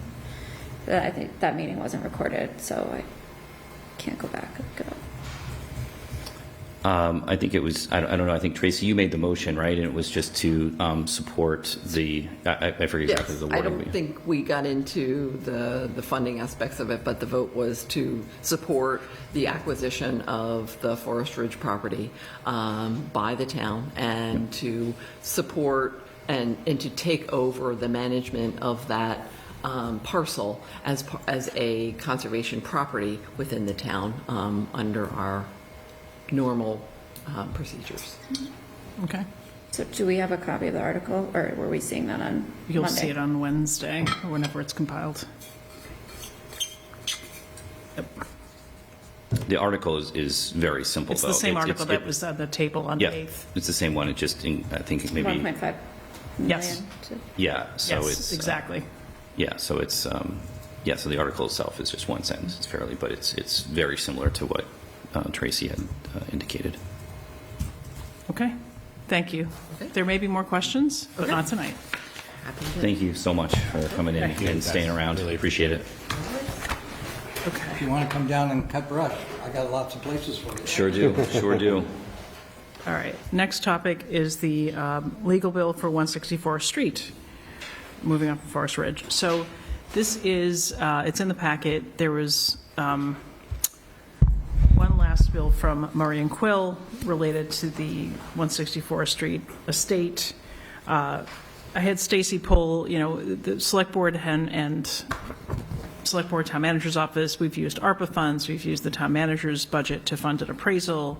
We've put some ARPA money toward design and environmental studies. So this is closing out the bill, and I think we got agreement that, I forget which town department called, and I'm not going to out them, actually I don't remember, but to not be outreaching to Murray and Quill at this point. We own the property. Any legal questions should come to us and through me, Tallerman, but this was one bill that was kind of lingering and we didn't know about, and we're looking to use Select Board Housing Fund to close it out and pay it off and clear the last bit of outstanding business on 164th. What's the number on it? $3,159.16. Okay. Say that again. $3,159.16. Second. Second. Move that the select board appropriate $3,159.16 from the select board housing fund to pay the final invoice from Murray and Quill for services rendered for 164th Street. There you Thank go. you, Patty. Good job. Second. Full sentence. All right, there's a second. Any additional debate? Did we agree to take on these liabilities when we took on the property? Yes, we sure did. Yeah. Okay. Any outstanding legal bills, any outstanding debt, we're paying for insurance, we pay utilities. We took all of that on when we took possession. Okay, that just wasn't in the packet, so I didn't know why we were getting this bill. Fair enough. As it states in his cover letter that it's part of the MOU that was dated. What was the number, Anthea? $3,159. And 16 cents. Forget the cents.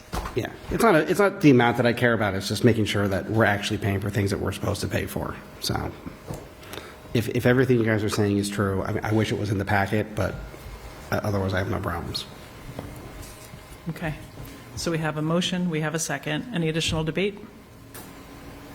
Okay. All those in favor? Aye. And we can instruct Stacy to go ahead and pay that bill? And no one is to call them at this point? Yes, actually, there's a few names at the end of it that I let the Affordable Housing Trust people know not to. Okay. Oh, that's who it was. Fair enough. Okay, so under fall town meeting articles, there's a couple of things to take up tonight. Pars, do you want to talk about solar tonight? And then we want to talk about the letter from the moderator and town meeting time, and then I think I want to at least have a discussion about Mr. Golick and some of the other neighbors on temporary versus permanent easement. But let's go solar, town meeting time, and the culvert, and then we're going to wrap up and go to executive session. So everyone, you should get this in your box momentarily, and Maura or Steve should Michelle or Steve should certainly jump in on this one too, in terms of solar. So we had a conversation today with Ken Pruitt, with Jay from the FPVC, and a handful of other people, Tom Hopcroft from the school committee, and what the feedback was from Beth Greenblatt, who's the consultant, is that it is going to be hard to get all these projects done this year. and specifically recommending that we move forward only with some small projects like the DPW roofs at 15 Lake Street. So we have,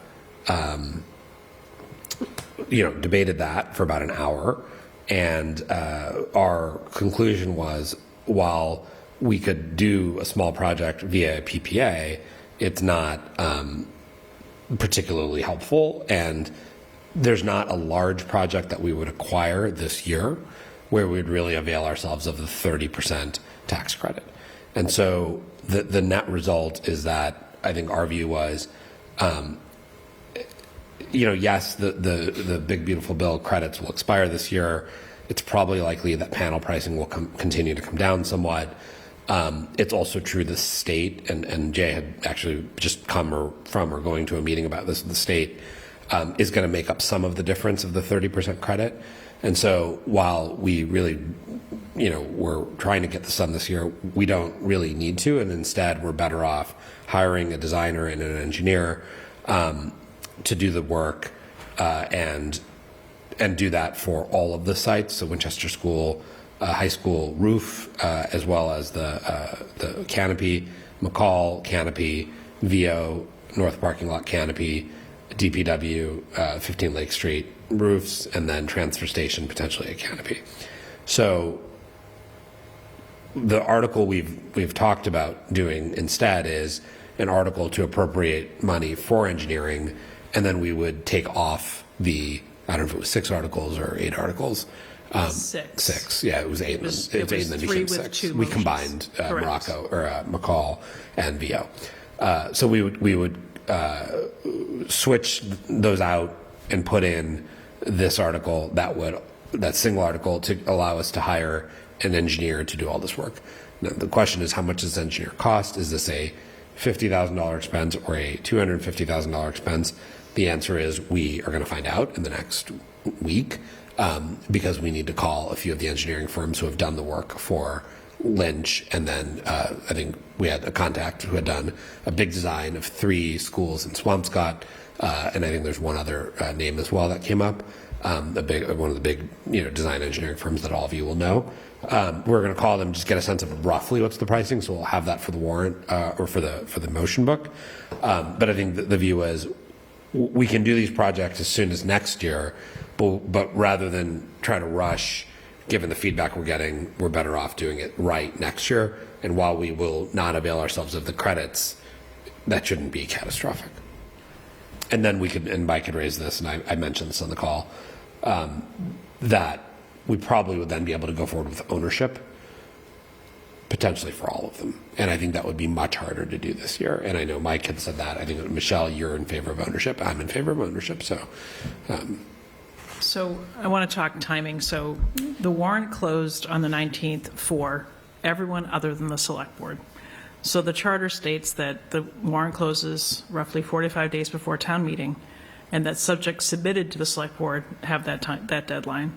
But select board, our deadline is when the warrant prints, which is basically Monday, is when it goes to print. It will be in people's hands late next week. Then motions are due, and the motion would be where we'd have the actual dollars for this engineering study, or a range of dollars for the engineering study. So if the select board isn't comfortable making a tweak to the solar article to reflect what Paris described, we can have a meeting on Friday, and we can review it then. But this is editing an existing article versus putting a new one on, but we could still put a new one on. But I think there's some benefit in putting it on as select board versus as an individual member of the select board, which you could also do as an individual member. Yeah. But you haven't seen it because it was like literally a today conversation. So I want to just get the temperature of the group in terms of it's a tweak, but it's a change of direction, from a PPA and a purchase to an engineering to come up with designs and drawings. But we do need to make a decision by Friday, or Paris can just put it on by himself. Yeah, and you have language in front of you. I sent it to everybody just now, but the reason this is moving and iterating so quickly is because we are, I call it running a no-huddle offense here, right? We woke up on July 4th with this law changing, and we didn't understand the solar provisions for 3 weeks, and the Department of Treasury's guidance came out in August. And we've hired Beth, and as of last week, and we've consulted with Select. So this group of people, Michelle and I are part of it, with Ken, Tom Hopcroft, Jane Jay, Ardone. and Carl Rexler from EMC. So we have school committee, energy management, EFPBC select board, and town sustainability manager. We're like trying to work through this as information comes in. So this was the feedback from Beth, who only came on board last week, which Steve and Mark helped put in place. The proposal is to put this on and take off Correct. the others. 6. Yeah. So we would basically one tell net, tell so town it's net meeting, one. rather than try to like figure out PPAs and purchases for like 6 projects or 4 projects now, 4 to 6 projects. Let us go do the engineering design work. We are going to lose the federal credits, but we'll probably get some state credits that'll at least partially make up for it. Let us come to you with a baked big bang proposal in Springtown meeting.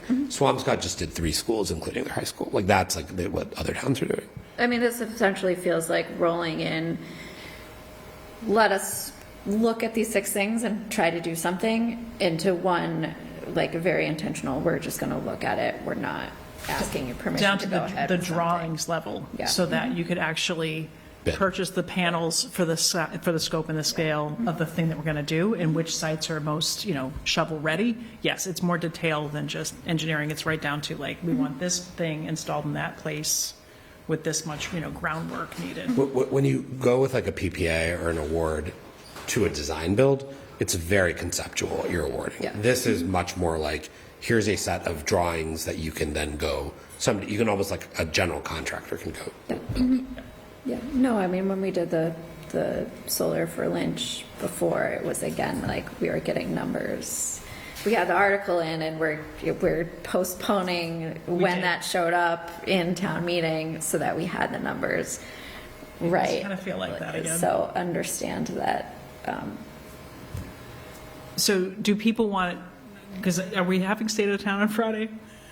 We might be. We didn't talk about that. I don't think we need to convene the whole body, but I do think if you go back to that. Because I'm just thinking, if we want to have a quick 15-minute meeting on this, I think we can, because I think what we should do, Michelle and Anthea, really is, I think we should convene work stream 1, because and we'll talk about this in executive session. I think there's a reason we should convene work stream 1, which sounds slightly mysterious, but we may want to talk to one of the town staff members, and so we can notice it as a full state of the town thing, just saying we're really focused on nailing the schools and the municipal operating. And if you're focused on capital, like you don't even need to come. So, unless you want to. So I just want to be mindful of, having a chance to digest it at this table. So if people want to digest it, we can do a quick 15-minute meeting at 8:45 on Friday. I would just say I guess we're not reopening the warrant to change this. Then I'm happy to go with whatever others want to do for that. I was going to say, if we had to reopen the warrant to do it, let's just do them both. Yeah. What do you think, Bill? I have questions. I don't know if you want to answer them now and how quickly you can answer them. Do you want to take them up on Friday, or do you want to follow offline? Depends what your questions are. Yeah.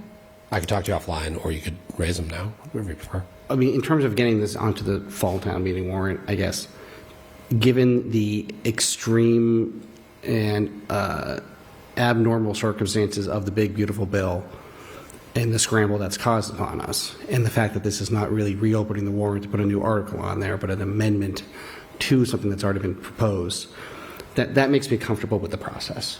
And that kind of highlights something that's going to come up next, I think. But in terms of actually doing this in the fall versus the spring, if this is no longer a rush for the sake of getting the tax credits that are going to expire, why do it now? Why not wait until the spring when we don't have to scramble so much? Because if you do the engineering in the spring, you're then doing construction.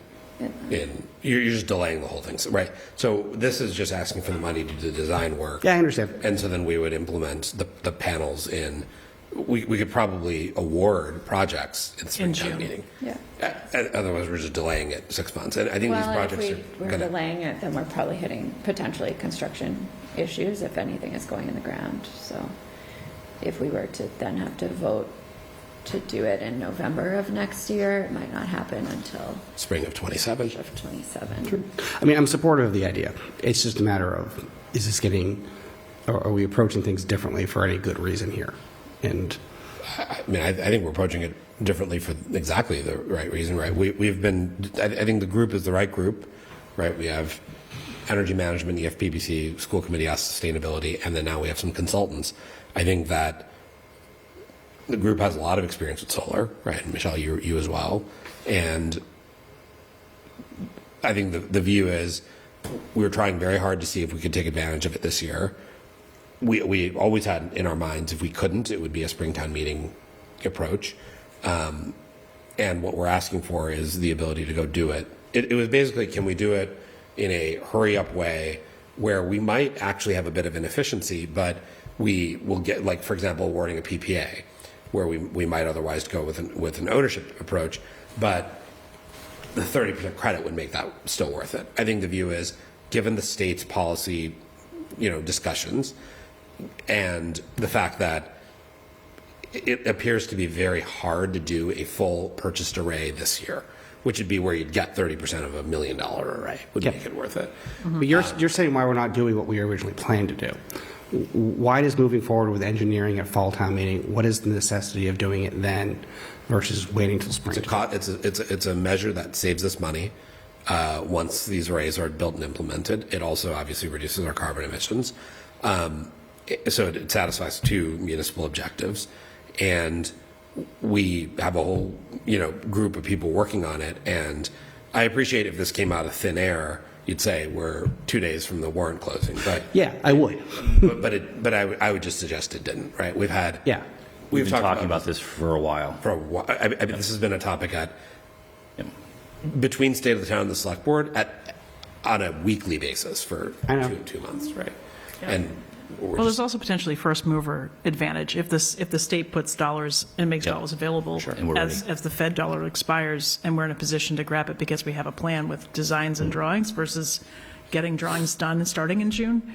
This gets us, I think, closer to grabbing that money. And we received a huge benefit with the Lynch project, and the timing worked out really well, where we are able to kind of jump right on the federal incentives and do that. But it's obviously that's not going to be there in the future. But I think we will always be looking to get this work done, and we have for a while. And so, having the engineering and having that process done, I think just moves it forward for us and starts committing to the policy objective, but also the financial one. So supportive, however you want to put it on. You want to meet Thursday instead of Friday? Well, let's just try to get another meeting on the books because I don't want to rush Bill through it. No, you've answered my questions. Friday morning. We could vote now and save everybody some time. Okay. I don't want to rush the vote. If we're ready to make a vote now, that's great. Okay. I will say, not to say, again, something mysterious on camera, but we may need to talk Friday anyway. That's fine, but not for this. Not for this. Fair. Okay. Then let's take this vote. What is our motion here? Move that we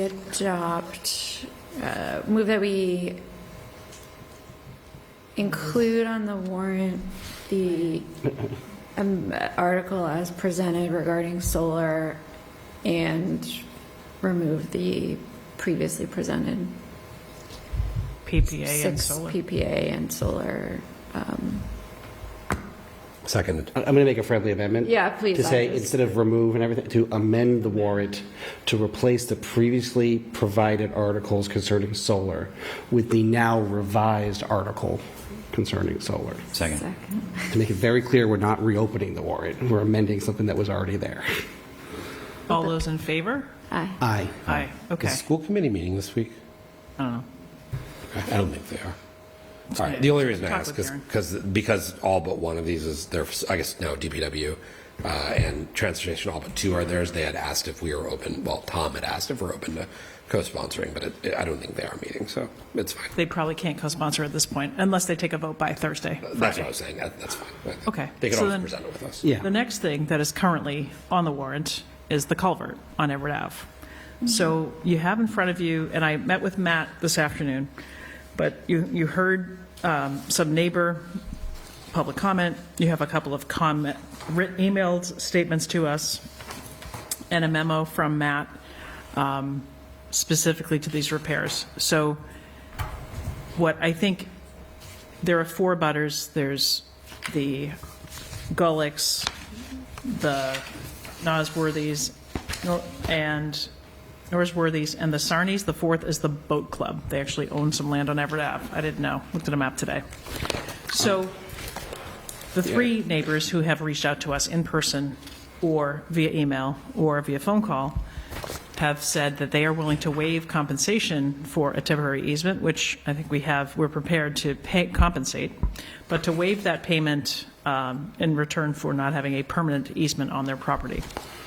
So what I would like the board to consider, or at least debate tonight, and we can set a time limit on it, but Matt would say, and he has his written statement, that we could do the work with temporary easements. The permanent easement allows the town to inspect, to and check in on the how the repairs are holding up. It makes it easier to do that work on an ongoing basis. If we move forward with just temporary easement, we would do it now. I suppose the easement could have a duration that we could set, but do we wish to amend that article, which says to do engineering on the Everett Ave culvert and to authorize the select board to take by a permanent or temporary easement for the properties, if we needed to, if we couldn't negotiate, if we had to do eminent domain. So this sort of bubbled up early last week, Tuesday, Wednesday, I guess, a Tuesday email, a Thursday email, a Monday night comment. I did speak with Matt to say, help me give some information to the select board, and wanted to ask if anyone wished to make that amendment. I'm not sure to that specific article number, but the language would just be to strike the word permanent. So I think this is a good development and something that we should look into, but I have numerous questions that I would need council to answer before I could make an informed vote on this. And given the crazy intricacies of easements, eminent domain, and everything else, I think that it would really behoove the board that we have council here to have a discussion about the article, though, is already on the warrant. It is. Correct. For permanent. And Or temporary. Or temporary. It's So we would therefore strike both. permanent is the suggestion. Strike that article. Yeah, strike the Or permanent word. word. Okay, it says permanent or temporary is what the article says. Yes. Correct.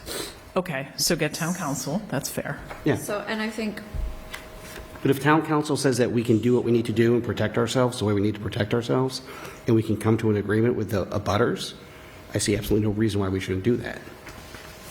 Okay, let me follow up with town council. yeah, You mean go with the temporary?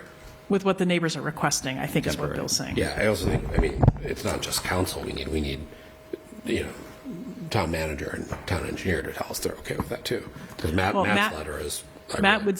We sat down with Matt today at 2:30, and he said, his memo is that's certainly the preference, but they can do it with temporary easements. It would not delay, or it wouldn't delay, and it wouldn't prohibit the project from being completed. They would have access to complete the repairs.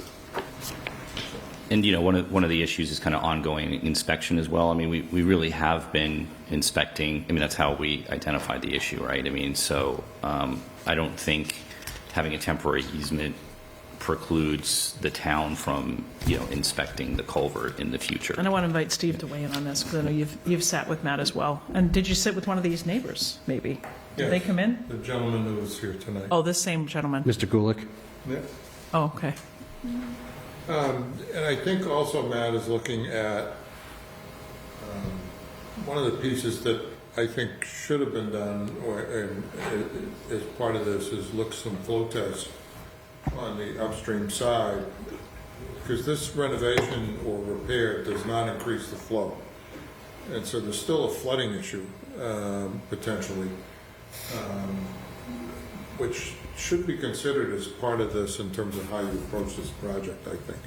And I think Matt is looking and trying to get that flow information of what it would cost to get it. It's an interesting project, because you're going to do a repair that doesn't increase the flow, but will hold this temporary thing for 10 or 15 years and spend a lot of money. I think it's more complicated than just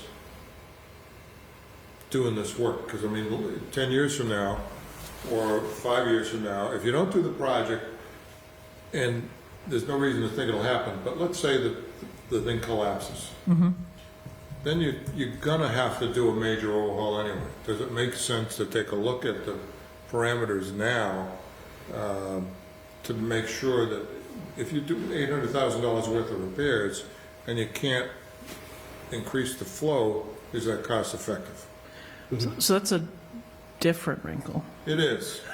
It is, but I think Which would be a different kind of But I think motion. it's a question that'll come up. Yeah. I think the issue of the temporary easements is a piece, but you're also talking about, and I'll take Matt at his word, but you're talking about doing work on private property, which is a wrinkle that I'm not an attorney, but it's a wrinkle that kind of raises questions about, is that appropriate? And maybe it is under a temporary easement thing, and that may be a legal question for council to take a look at. But this is a project that should be thought through and being able to address the questions that are going to come up, I think, from the neighbors and others at that site. Yeah. I also appreciate the neighbors and others seem to be growing support for doing the more long-term renovation. So I asked the question at this table in that hour-long discussion we had on this project for what would it cost to do the permanent project, and the number that was given was 1.5 million. Here's the thing, though. I got a follow-up from the Capital Planning Committee. That 1.5 million came at a time a cost estimate for the temporary repair was 300,000. Yeah. So I would probably double that. Double it, yeah. So like, just to give you a sense of that, may be a $3 million plus, because it's now 800. I thought it was 600, by the way. So, because I think they told us 600. So if it's gone up almost 2.5, 3 times, that could be, just scaling that estimate. The 1.5, I wouldn't pay. That was literally at the same time the temporary repair was 300. So I think it's like 4 million is what that would imply. And that may be the best way to go, because if you're talking a major project to redo that increased flow, you've got all kinds of utilities in that road. Yeah. That may be impacted by this, unless you're going to drop the inlet on it. And you're talking about some serious engineering to pull this together. So do we want to get in touch with town council on striking permanent, or do we want to, between Steve and I, follow up with Matt to circle back to capital planning to say, we're not sure this article is appropriate for fall town meeting? We can do both. We can do both. But if it proceeds, and if there's a concern about flow and is now the right, do we need more time to do flow study before we actually open up the ground and do repair? Would we just pull it and put it back on in the spring? Meanwhile, these easements, I suppose, would still be an issue.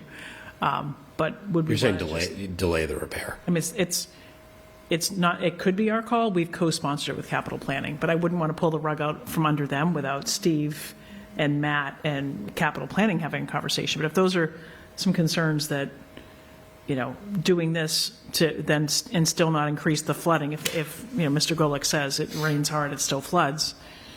I just think it's a question that you have to be prepared to answer from the neighbors or any citizen who wants to know. Yeah. And on a worst case, you could pass over the article, rather than remove it if there's not adequate information, I would think. Okay.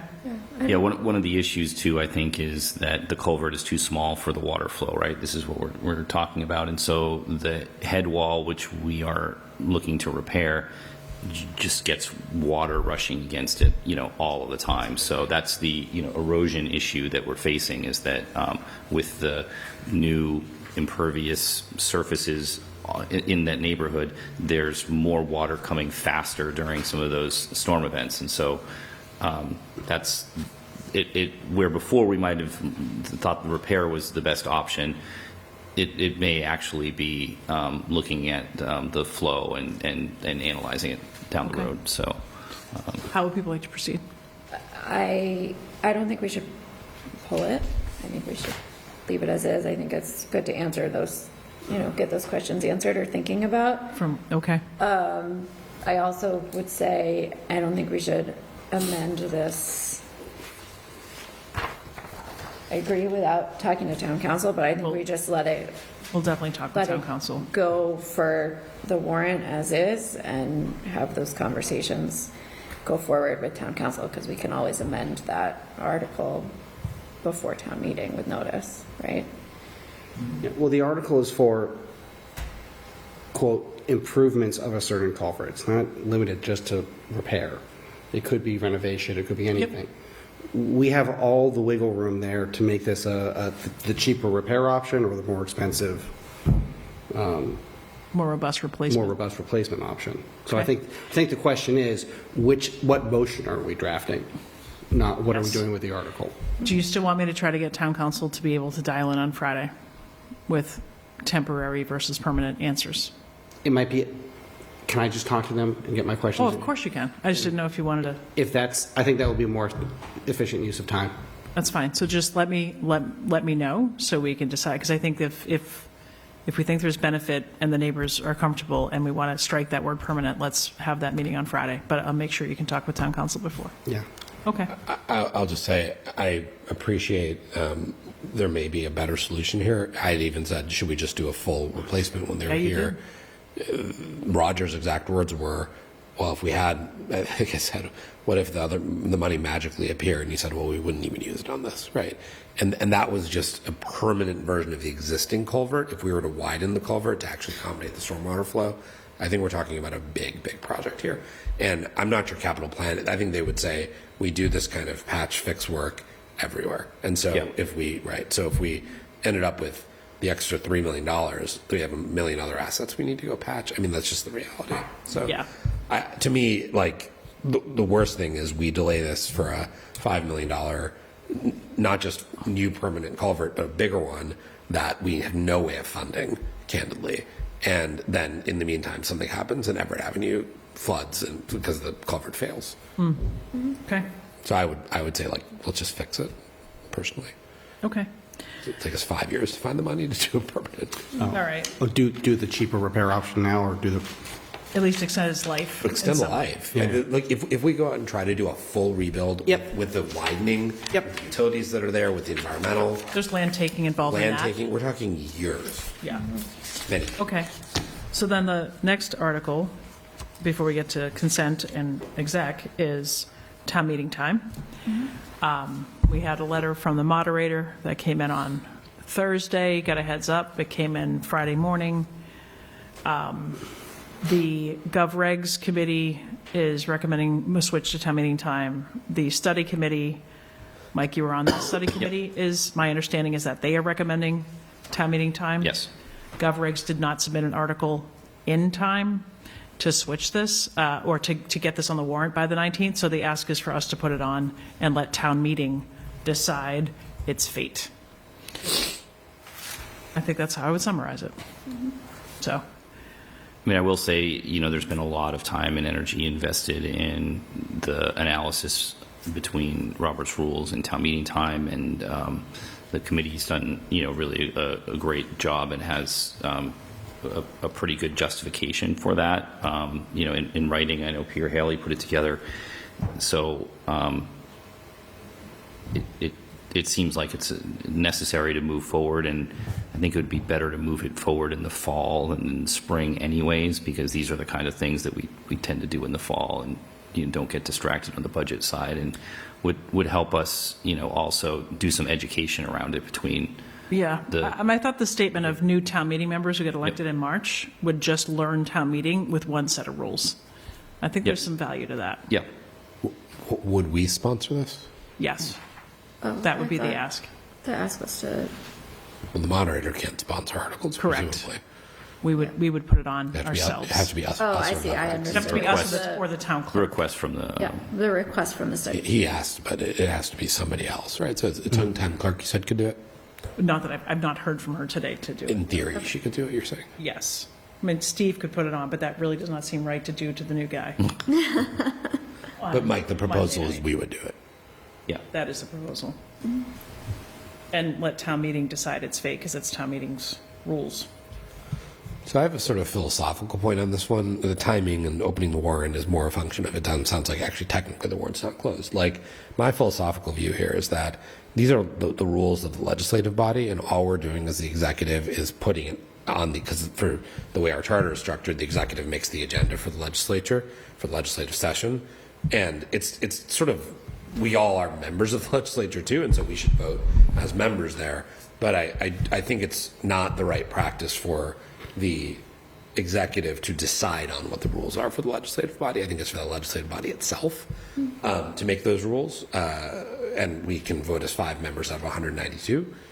But I would defer to the judgment of the majority of town meeting for what they want to use to govern their own proceedings. And Right. all we're doing is putting it on the agenda. Letting it be debated Yep. in that setting, yeah. Just philosophically, it would be weird if the governor decided the legislative rules of the state senate, right? No, the decision in front of us tonight is. It's just putting it on the to agenda. put it on the warrant under our name. Yep. That's if we choose to put on the warrant, favorable action by us will be a separate vote. And to be clear, I probably will vote for like neutral action because I actually think this is entirely town meeting's It's a town meeting choice. decision, yeah. Not because I would probably vote for it on the floor of town meeting. This is my philosophical view here is like this is town meeting's decision, Yeah, and it's trying to have them make it and they should make it in the fall.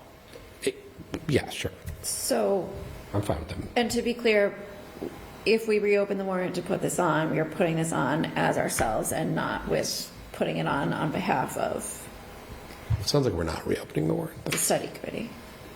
I mean, that just seems like, It seems like a backdoor to me. I spent all summer reading town meeting and comparing it to Robert's rules of my own. Whenever this is put before town meeting, I'll probably support it. But I think this is something that really was tasked to the Committee on Government Regulations, and it was their responsibility, and it's their charge. And if they didn't meet the deadline to get a warrant article, for the very good reason that they're still preparing it, I don't like the idea of us coming in and just using the special power of the select board to put it on the warrant article. Why didn't GovRegs put this on? I don't know. It said in the letter that they weren't prepared, that they're still putting together their studies and an appendix and everything else. And I appreciate we're all busy, but I just see that as a slippery slope. I think that it is very important for us to demonstrate to other boards and committees, residents, town meeting, everyone that town meeting articles are important. They need to be fully baked, vetted, and put together in advance and ready to go. I don't like using a backdoor to put something that even if I would support it, just to get it through a little bit easier, a little faster. I don't think there are so many new town meeting members who are going to come in any one spring that getting this passed in the fall makes a big difference. To the contrary, I think that there are probably town meeting members who have served for many, many terms and never opened Robert's rules. And we've survived this long without it. We can go another 6 months. So I just would much rather, I'd be much more comfortable with the process of, letting the Committee on Government Regulations live up to their charge and bring something when they're fully ready with it and in advance of the deadline. So I appreciate that. Yeah. I do. The study committee, which was created out of town meeting to make a recommendation, has made a recommendation to move to town meeting time. I completely appreciate the concern around timing. But we heard an attorney tell us they would never recommend Robert's rules. It's like, it's. But they also said the importance of preparation in advance work. The rules don't change in November. The rules would change in May. Right. It's the vote in November. The town meeting that we're about to undertake will follow standard process and Robert's rules. So this is to let the body make a decision sooner than later. So maybe it wasn't even in Karen's motion, Karen Connolly. What was, when the study committee finished its work, what was supposed to be the next step? Report back to fall town meeting with a recommendation. So not tell GovRegs to put the warrant. So this is probably just a little bit. I think there was a bit of it. I think that last bit Which of is a charge was undefined. Yes. That's the problem. That's exactly the problem that's hitting us right now, Correct. which is that it said come back to town meeting, but that study committee actually, unless they do it as a citizen's petition, probably Didn't have any authority. Or Mike can do it as the select board representative on his own name. They actually don't have the ability to sponsor an article. Correct. And I think that was what nobody thought. And given through. that those two bodies, GovRegs and the study committee, both said we should move there, all I'm suggesting is that we give town meeting the chance to move there, and we let them debate it. The study committee is unanimous? Yes. Yeah. Yeah, I think that was a no. If the study committee, sorry, Mike, like town meeting, I think voice voted the study committee go to do this work. If they're coming back saying we're ready to put this in front of fall town meeting, yeah, let's do it. I think Well, we're going to hear too, the reports. They're it's going to be reporting out at town meeting. It's a question too of notice, and I think this already being discussed at town meeting and already being before folks and setting up this additional committee, I think people get what the idea is. It's not like we're just trying to slide something in. We're really just kind of supporting a process that's been ongoing. And for whatever reason, the Committee on Government Regulations didn't move forward with something. Maybe there was miscommunication there. Things happen. I think it's important to town meeting that we move it forward, as soon as possible, whether it be one of us or whether it be the majority of us. I think town meeting does, look to us to move things forward to them that are essential like this. I'm going to push back strongly on that because I think town meeting vocalized very loudly that moving forward quickly was not their preference with the Committee on Government Regulations articles last spring. And instead, it seemed that there was a lot of criticism that we shouldn't be bringing bylaw changes unless they're fully fleshed out and reviewed and not rushed in any way, shape, or form. And I still just don't see why there's a need to rush this forward when there's a deadline that's been missed for no good reason. There's more reports and studies coming that haven't been provided. Yeah. Like, I don't see the rush. I prefer the process. I like to take things slow and deliberate. And so that's my position. It's not going to change. But to be clear, the study committee, this is a question, not a statement. The study committee believed on September 11th that they were done. Is that a true statement? That is true. Okay. So They were, in my opinion, town meeting gave them the charge, not Coger. Right. this is why we need And so council to interpret the events.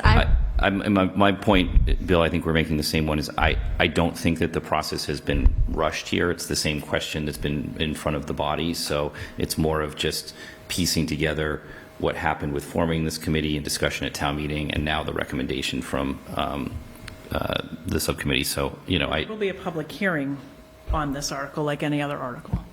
Yeah. Right? I mean, town meeting members will be invited to a hearing, whether it's a GovRegs hearing, our hearing, moderator comes to the hearing, but the town manager will have a hearing on it So because every article gets a hearing. I'm just reading the memo again as we talk through this. So Peter's motion was to come back was for GovRegs to bring it back in the fall. Karen's motion was the study committee sort of loosely try to come back in the fall.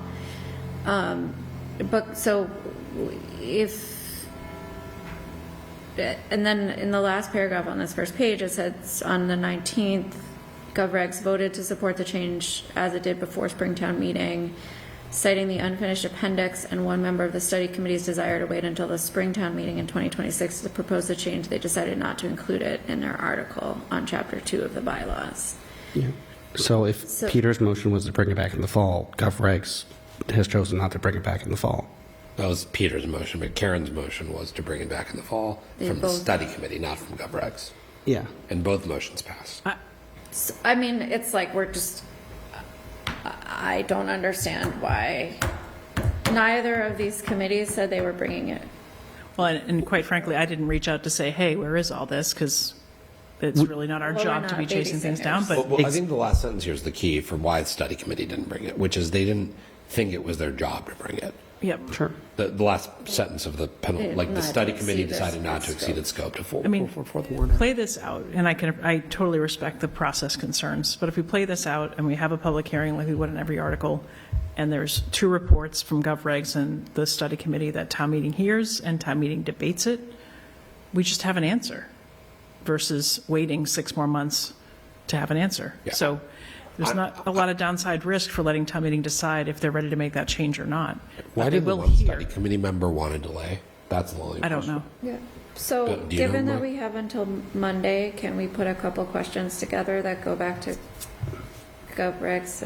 Let's say we have until Friday. Well, that's where I'm getting to, sorry. Yes. Put a couple questions together that go back to GovRegs and the Study study committee? committee to say, it's come to the select board to reopen the warrant to put this on, and we want to confirm that both bodies, GovRegs and study committee, Are recommending this. would recommend that this happens.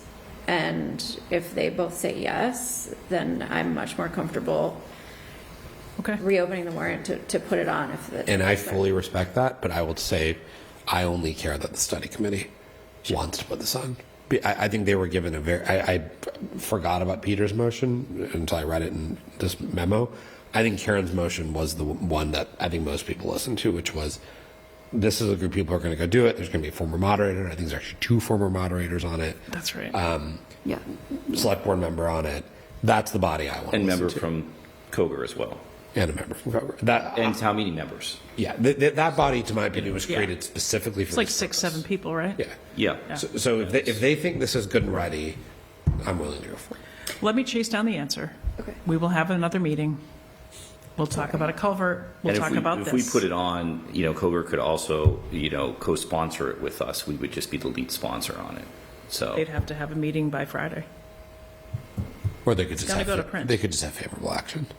Yeah. They could just recommend favorable action. Okay. I will follow up. I wouldn't put their name on it without them taking a vote to Well, right. co-sponsor. No, but I'm just Right. saying that if we move it forward, then Yeah. they would just be an additional sponsor. They wouldn't be the lead sponsor. So Yeah. the function Okay. would still make it work. But All right. Let's do consent agenda, and then we have 2 topics in exec. Motion to approve the consent agenda as posted for Monday, September 29, 2025. second. All those in favor? Aye. Okay. So, WinCam, thank you. We're going to say goodnight, and we're going to go to executive session. Run to the bathroom quickly. Can we start signing things? We can start.